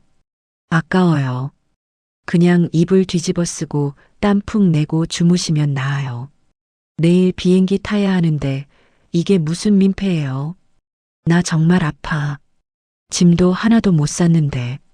저는 울면서 애원했습니다. 그러자 현지는 더 기가 막힌 말을 하더군요. 아, 몰라요. 우리가 그걸 어떻게 해줘요? 오빠 끊어. 우리 마지막으로 에펠탑 야경 투어 예약한 거 가야 한단 말이야. 지금 가야 시간 맞아. 아들 성태가 전화를 다시 빼앗아 들었습니다. 그 목소리에는 일말의 망설임이 있었지만 아주 잠깐이었죠. 엄마, 나도 지금 바빠. 짐 싸야 해. 현지 말대로 그냥 좀 쉬어. 금방 나을 거야. 성태야, 제발 나 좀 살려줘. 나 진짜 죽을 것 같아. 아, 엄마 미안. 우리 저녁에 야경 투어 예약한 게 있어서 그거 지금 취소하면 위약금 물어야 해. 그 돈도 다 공동 경비에서 나가는 거란 말이야. 아깝잖아. 공동 경비. 제 돈이었죠. 제 목숨값보다 그놈의 위약금이 더 아까웠던 겁니다. 그냥 누워 계세요. 저희 금방 다녀올게. 짐은 대충 싸고 그냥 아침에 로비로 내려오세요. 딸깍. 전화는 끊겼습니다. 저는 그 차갑고 어두운 방에 홀로 버려졌습니다. 열은 펄펄 끓고 온몸은 사시나무 떨듯 떨렸죠. 이영만리 타국에서 제 유일한 핏줄인 아들은 아픈 어미를 버려두고 야경 투어를 떠난 겁니다. 저는 그 순간 깨달았습니다. 제 아들은 이미 죽었다는 것을요. 제가 알던, 제가 평생을 바쳐 사랑했던 아들 김성태는 이 세상에 없었습니다. 저기 저 밖을 돌아다니는 건 제 피를 빨아먹는 거머리, 짐승만도 못한 기생충일 뿐이었죠. 신기하게도 그 사실을 깨닫는 순간 뜨겁던 열이 싹 가시는 기분이었어요. 분노도 슬픔도 억울함도 느껴지지 않았습니다. 그저 머리가 얼음장처럼 차가워졌죠. 그래, 다 끝났다. 오민자, 너는 오늘부로 자식 없는 사람이다. 저는 떨리는 몸을 일으켜 세웠습니다. 그리고 제 낡은 가방을 열었죠. 짐을 싼 게 아니었어요. 저는 그 가방에서 혹시 몰라 챙겨왔던 제 남편의 낡은 사진 한 장과 제 비상금이 든 작은 복주머니 그리고 여권만 꺼냈습니다. 나머지 짐들은 그 낡은 옷가지들은 전부 그 곰팡내 나는 방에 버려두었습니다. 진정한 효도 그래, 효도. 저는 텅 빈 방 안에서 중얼거렸습니다. 효도는 자식에게 받는 것이 아니었어. 내 스스로 나에게 하는 것이었지. 이 지긋지긋한 인연을 내 손으로 완전히 끊어내는 것. 그것이 나 오민자에 대한 진정한 효도였어요. 저는 제 남편의 사진과 여권만 품에 안고 그 지옥 같던 방을 조용히 걸어 나왔습니다. 이제 이 여행의 진짜 목적을 실행할 때가 온 거죠. 파리의 그 곰팡내 나는 창고 방에서 저는 아픈 몸을 겨우 일으켜 세웠어요. 아들 성태가 야경 투어의 위약금이 아까워 아픈 어미를 버리고 전화를 끊었을 때 제 안에 남아있던 마지막 미련한 조각마저 완전히 제가 되어 사라졌죠. 열은 여전히 펄펄 끓었지만 정신은 얼음장처럼 차가워졌습니다. 그래, 이대로 죽을 순 없지. 살아야지. 살아서 내 모든 것을 되찾아야지. 저는 더 이상 짐을 쌀 필요가 없었어요. 그 낡은 옷가지들은 이 지옥에 버리고 갈 제 과거의 껍데기일 뿐이었죠. 저는 20년 된 낡은 캐리어에서 제 여권과 남편의 낡은 사진, 그리고 혹시 몰라 속옷 깊이 꿰매두었던 비상금 복주머니만 꺼내 품에 안았습니다. 그것이 제가 그 방에서 챙긴 전부였어요. 다음 날 새벽 동이 트기도 전에 저는 그 창고 방을 나섰습니다. 밤새 끙끙 앓았지만 정신력 하나로 버텼죠. 호텔 로비는 텅 비어 있었고 저는 체크아웃 절차도 밟지 않고 그저 밖으로 나왔습니다. 어차피 제 방은 공동 경비로 이미 계산이 끝났을 테니까요. 저는 호텔을 빠져나와 공항으로 가는 택시를 잡아탔습니다. 아직 이른 새벽이라 그 세 사람은 스위트룸에서 편안하게 자고 있겠죠. 제 돈으로 말이에요. 공항에 도착하니 아직 발권 창구가 열리지도 않았더군요.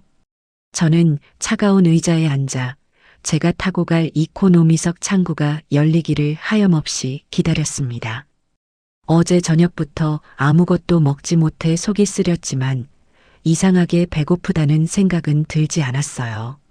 몇 시간이 지나고 공항이 붐비기 시작할 무렵 저 멀리서 익숙한 모습들이 보였습니다.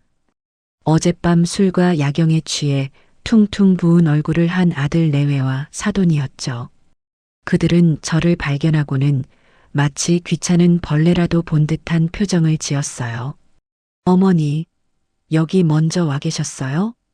현지가 찢어지는 목소리로 물었습니다. 짐은요? 어제 싸놓으시라고 했잖아요. 설마 아직도 방에 있어요? 버렸다. 제 대답에 현지의 눈이 동그래졌죠. 네. 뭘 버려요? 내 짐. 다 버렸다고. 아니, 이 양반이 진짜 노망났나? 그걸 왜 버려요? 아, 몰라. 빨리 우리 줄 서요. 비즈니스 창구 열렸네. 현지는 제게 삿대질을 하더니 사돈과 성태를 이끌고 비즈니스석 전용 창구로 쪼르르 달려갔습니다. 저는 짐도 없이 홀가분한 몸으로 이코노미석의 긴 줄 맨 뒤에 섰어요. 그들이 저를 흘끔흘끔 쳐다보는 게 느껴졌지만 저는 눈길 한 번 주지 않았죠. 저는 제 차례가 되어 여권 하나만 내밀고 비행기 표를 받았습니다. 그들은 이미 발권을 마치고 저 멀리 면세점 구역으로 사라지고 있었어요. 이번에도 저는 공항의 딱딱한 의자에 홀로 앉아 비행기 탑승 시간을 기다렸습니다. 하지만 지난번과는 마음가짐이 완전히 달랐죠. 그때는 굴욕감과 서러움에 떨었지만 지금의 저는 아니었어요. 저는 더 이상 피해자가 아니었죠. 제 인생의 칼자루를 되찾으러 가는 길이었습니다. 비행기에 오르는 길도 마찬가지였어요. 저는 묵묵히 제 이코노미 좌석에 앉았습니다.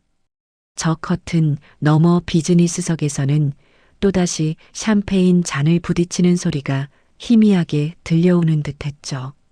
하지만 아무렇지도 않았습니다. 저들은 지금 자기들 인생의 마지막 호사를 즐기고 있는 것뿐이니까요. 12시간의 비행은 여전히 고통스러웠습니다. 퉁퉁 붓는 다리와 끊어질 듯한 허리의 통증은 그대로였죠. 하지만 제 정신은 그 어느 때보다 또렷했습니다. 기내식으로 나온 맛없는 빵을 기계처럼 씹어 삼켰어요. 살아야 했으니까요. 이 복수를 완성하려면 건강해야 했습니다. 저는 눈을 감고 지난 세월을 되돌아봤습니다. 남편 일찍 여의고 성태 하나만 바라보고 시장 좌판에서 김밥을 팔고 식당 설거지를 하며 악착같이 돈을 모았던 날들이 주마등처럼 스쳐 지나갔죠. 그렇게 모은 돈으로 대학을 보내고 장가를 보냈더니 그 아들이라는 놈이 저를 완벽하게 배신한 거예요. 여보, 내가 잘못 살았죠. 자식이라고 하나 있는 게 내 피를 빠는 거머리인 줄도 모르고. 하지만 여보, 걱정 말아요. 이제라도 바로잡을 거니까요. 내가 그놈에게 준 모든 것을 이자까지 쳐서 다 회수할 거예요. 그렇게 길고 긴 비행이 끝나고 비행기는 드디어 인천공항에 착륙했습니다. 비행기에서 내리자마자 저는 퉁퉁 부은 다리를 이끌고 입국 심사장으로 향했어요. 그 세 사람은 이미 저만치 앞서가고 있었죠. 짐 찾는 곳에서 저는 찾을 짐이 없었기에 그저 그들이 자기들 짐을 챙기는 모습을 멀찍이서 지켜봤습니다.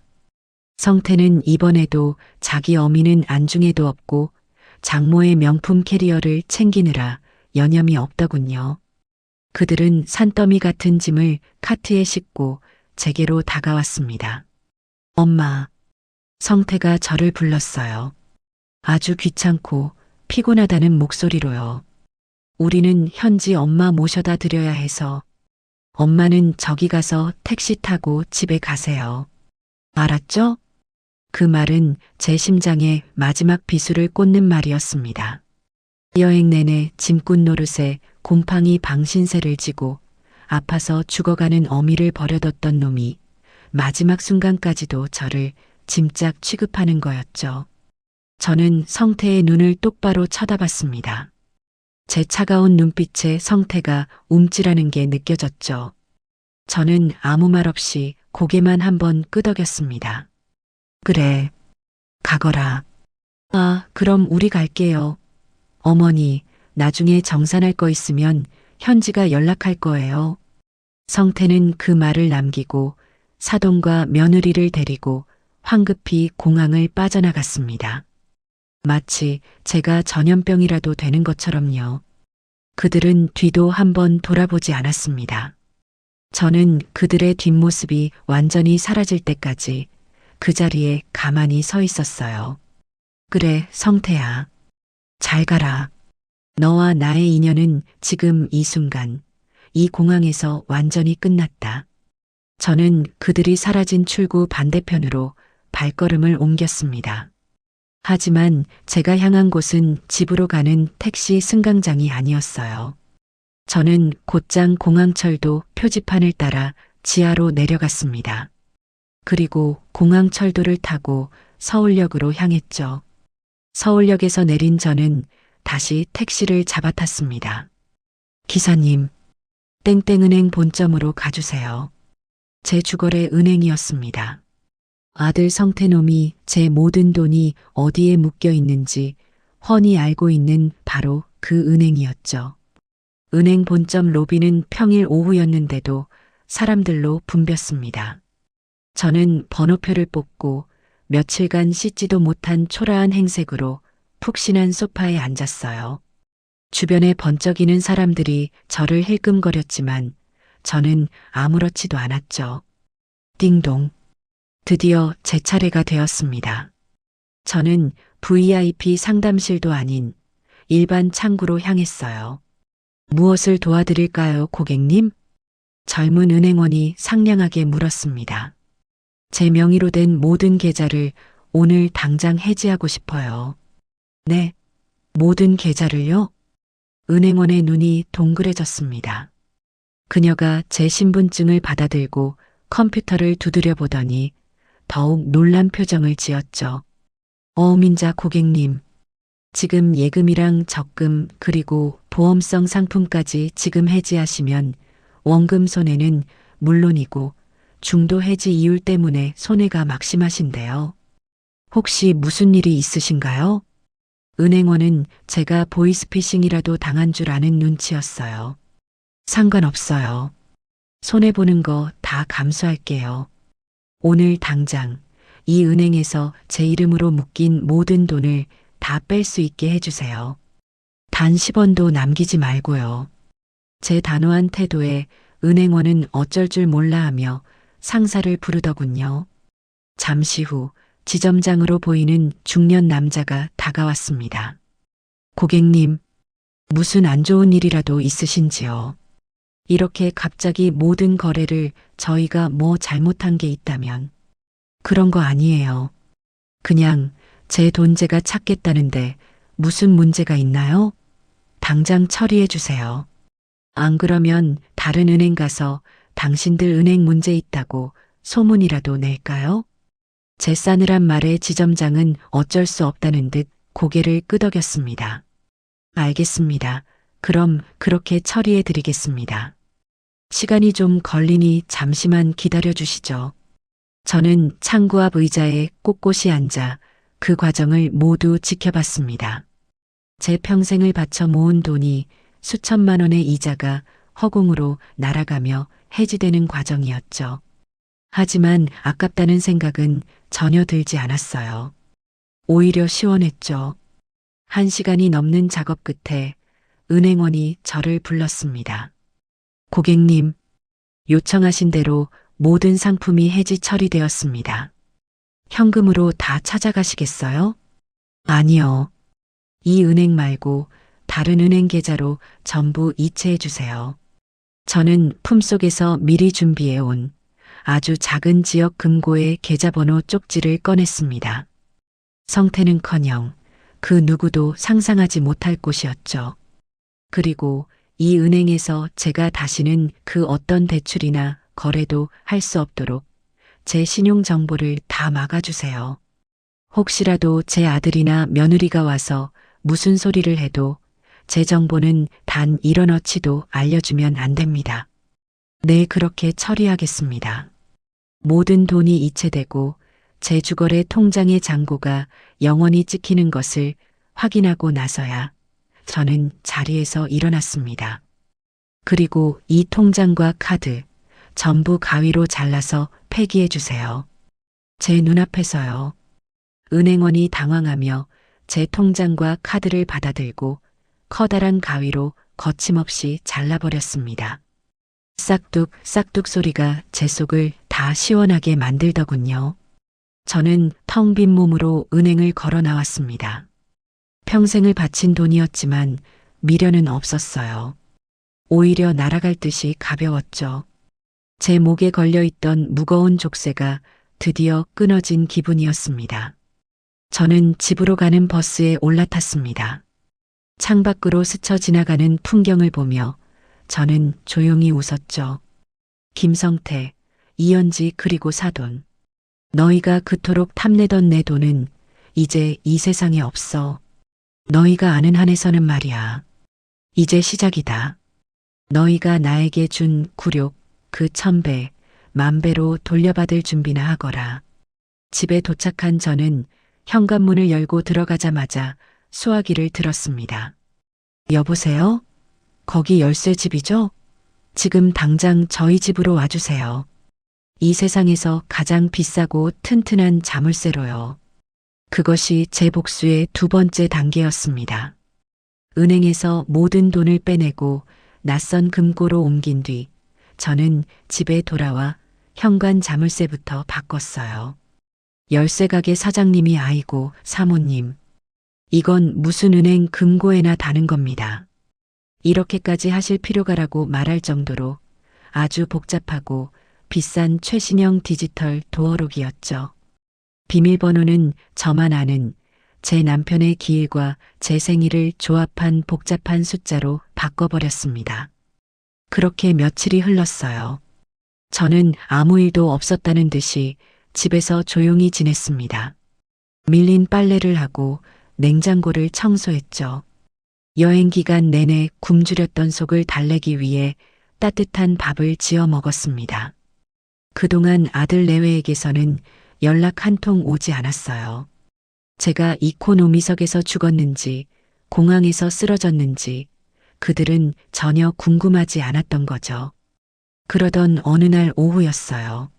며느리 현지에게서 문자 메시지 한 통이 띵동하고 도착했습니다. 어머니, 여행비 정산해야죠. 저는 그 문자를 보고 코웃음을 쳤습니다. 어머니가 하도 쇼핑을 안 하셔서 저희가 궁금해서 손해본 거 아시죠? 호텔비랑 식비도 예상보다 더 나왔고요. 저희 엄마가 계산한 잡비까지 포함해서 어머니가 추가로 500만 원 더 내셔야겠어요. 계좌번호는 저번에 보내드린 거 아시죠? 오늘 중으로 입금하세요. 기가 막혔죠. 제 돈 1,800만 원을 들고 가서 자기들끼리 랍스터 썰고 명품 쇼핑을 해놓고 이제 와서 돈이 모자란다니요. 그것도 제가 쇼핑을 안 해서 손해를 봤다는 건 무슨 해괴한 논리일까요? 저는 답장하지 않았습니다. 그냥 그 문자를 읽음 상태로 두고 제 할 일을 계속했죠. 잠시 후 현지에게서 또 문자가 왔습니다. 어머니, 문자 읽으셨네요. 왜 답이 없으세요? 지금 바쁘세요? 어머니, 돈 입금하시라고요. 저는 휴대폰을 무음으로 바꿔두고 식탁에 엎어두었습니다. 그러자 이번에는 전화가 걸려오기 시작했죠. 쉴 새 없이 울리는 진동을 무시하고 있었더니 이번에는 아들 성태놈에게서 전화가 걸려왔습니다. 저는 그제야 수화기를 들었습니다. 여보세요. 엄마, 왜 현지 전화를 안 받아? 현지 지금 옆에서 열받아 죽으려고 하잖아. 아들은 제 안부 따위는 묻지도 않고 다짜고짜 아내 편부터 들더군요. 받기 싫어서 안 받았다. 왜? 제 차가운 목소리에 성태가 잠시 당황한 듯 했어요. 뭐? 받기 싫어? 엄마, 지금 장난해. 현지가 돈 보내라고 했잖아. 왜 안 보내? 내가 왜 보내니? 뭐? 그야 당연히 내야 하니까 내라는 거지. 공동경비가 마이너스라잖아. 공동경비? 너희 모녀가 명품 가방 사고 너의 장모 시계 사준 돈이 공동경비니? 내가 먹은 건 풀떼기랑 빵 조각이 전부인데? 제 반격에 성태가 말문이 막힌 듯 했습니다. 그건 엄마가 입맛 없다고 안 먹은 거잖아. 그리고 우리가 엄마 편하게 모시려고 얼마나 고생했는데. 엄마는 돈 몇 푼이 그렇게 아까워. 현지 엄마도 다 보셨는데 우리 체면이 뭐가 돼? 너의 체면? 그럼 너는 너의 어미가 그 곰팡내 나는 창고 방에서 아파 죽어갈 때 야경 투어 위약금 아깝다고 전화를 끊어버린 그 순간에 너의 체면은 어디다 팔아먹었니? 제 말에 성태는 더 이상 아무 말도 하지 못했습니다. 수화기 너머로 현지가 빽 소리 지르는 게 들려왔죠. 오빠, 뭐해? 빨리 돈 내놓으라고 해. 말발 딸리지 말고. 성태가 다시 전화를 고쳐들고 말했습니다. 그 목소리는 이제 애원이 아닌 협박에 가까웠죠. 엄마, 자꾸 옛날 얘기할 거야? 그래서 돈 안 내놓겠다, 이거야? 그래. 단 10원도 못 준다. 아니, 안 준다. 내가 너희한테 쓴 돈, 그 1,800만 원도 다시 돌려받아야겠으니 그런 줄 알아라. 뭐라고. 엄마, 지금 미쳤어. 그 돈은 이미 다 썼어. 그리고 그게 어떤 돈인데 돌려받아. 엄마가 자식한테 그 정도도 못 해줘. 자식? 너 같은 자식 둔 적 없다. 끊어라. 엄마. 저는 성태가 소리 지르는 것을 무시하고 전화를 끊어버렸습니다. 곧바로 휴대폰 전원을 꺼버렸죠. 속이 다 시원했습니다. 하지만 저는 이게 끝이 아니라는 것을 알고 있었어요. 그놈들은 반드시 돈을 뜯어내기 위해 집으로 쳐들어올 거였죠. 그래서 저는 다음 단계에 착수했습니다. 바로 통신사 대리점으로 달려갔어요. 안녕하세요. 번호 이동 좀 하려고요. 아예 다른 번호로 바꾸고 싶어요. 네, 고객님. 쓰시던 번호는 정지해 드릴까요? 아니요. 아예 해지해 주세요.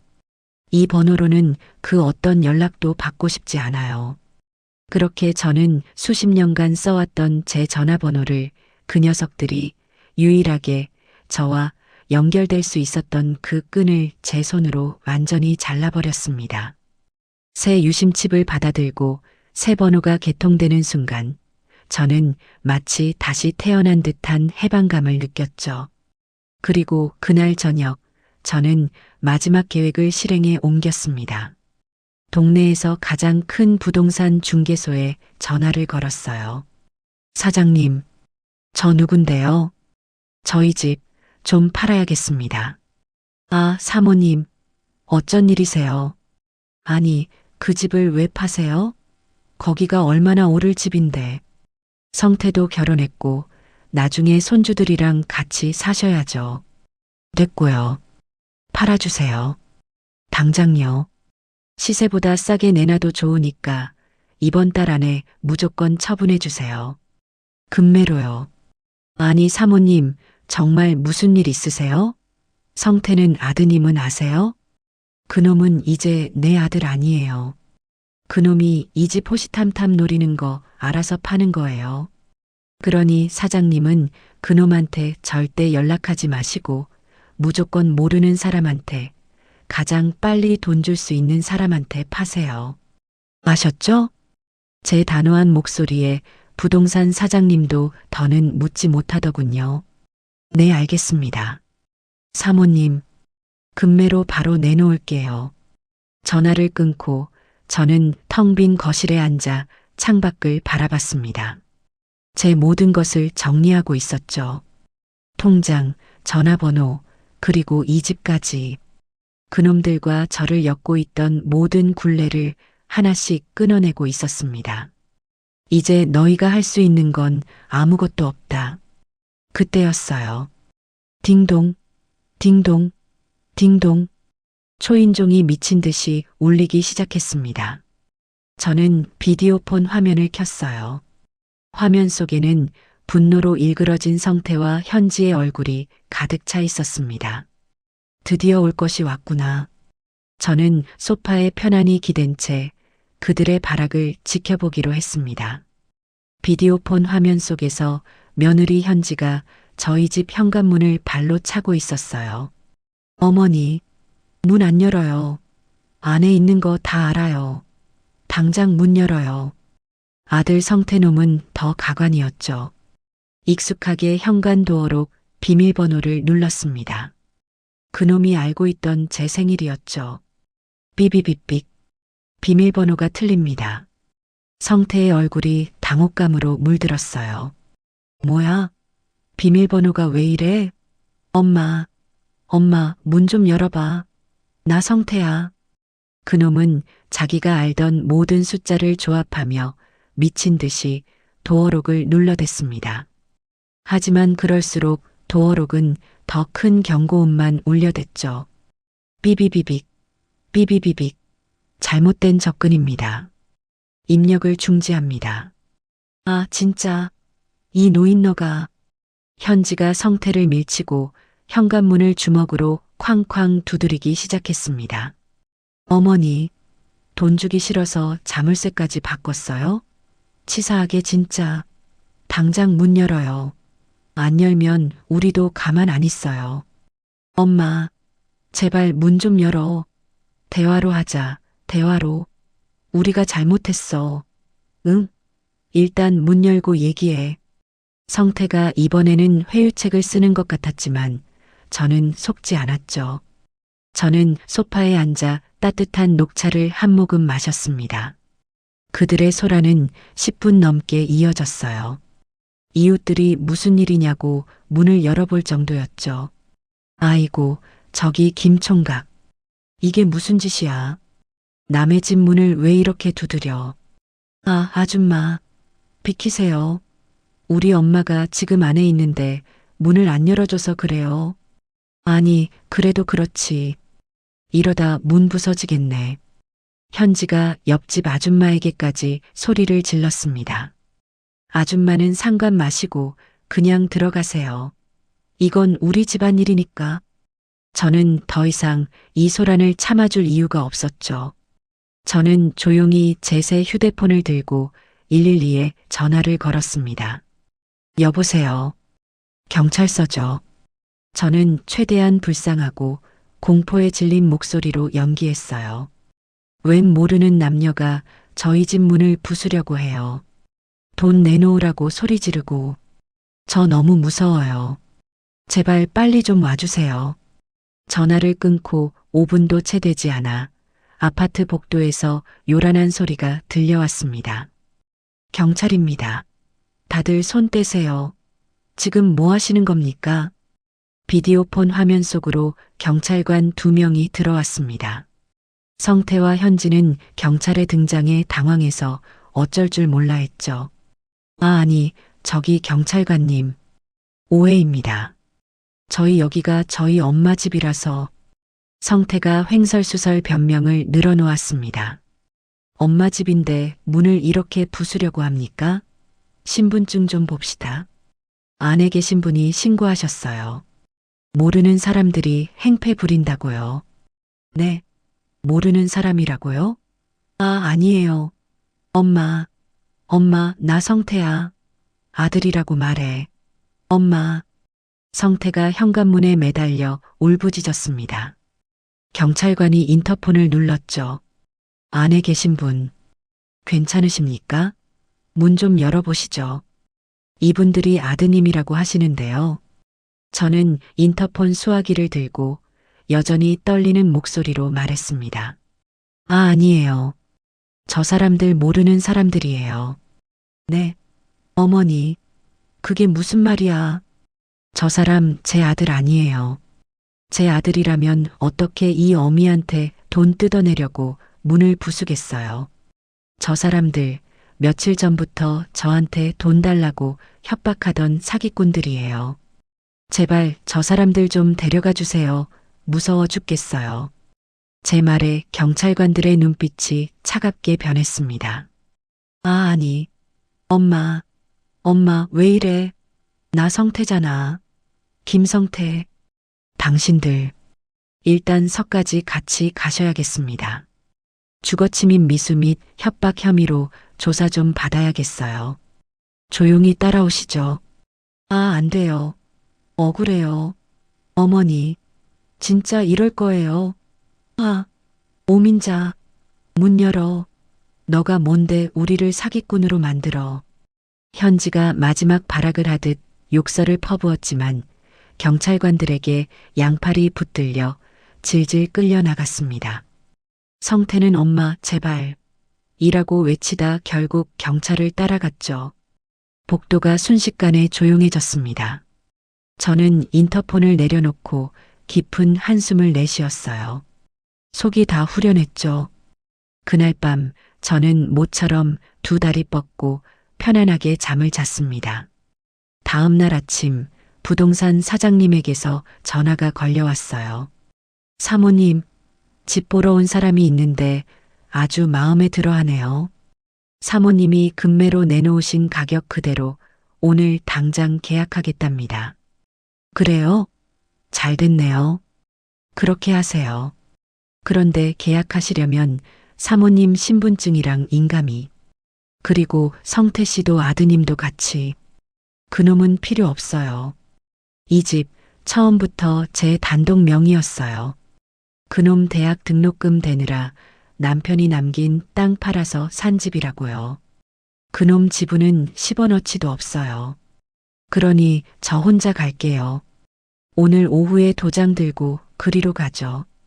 그렇게 일사천리로 집 계약이 진행되었습니다. 제가 평생을 바친 집이었지만 미련은 없었어요.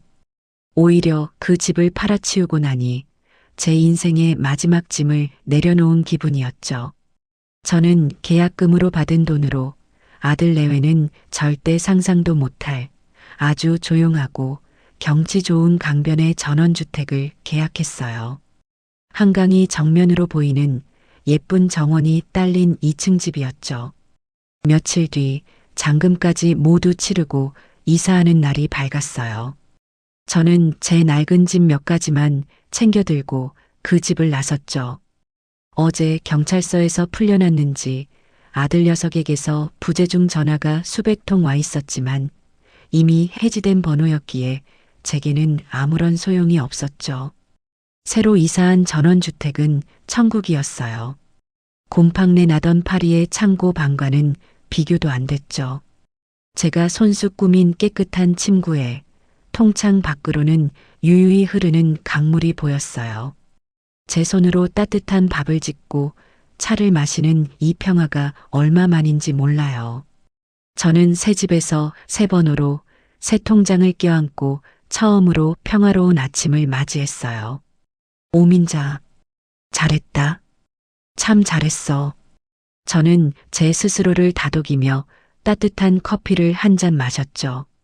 그 커피는 제 인생에서 맛본 그 어떤 것보다도 달콤하고 향기로웠죠.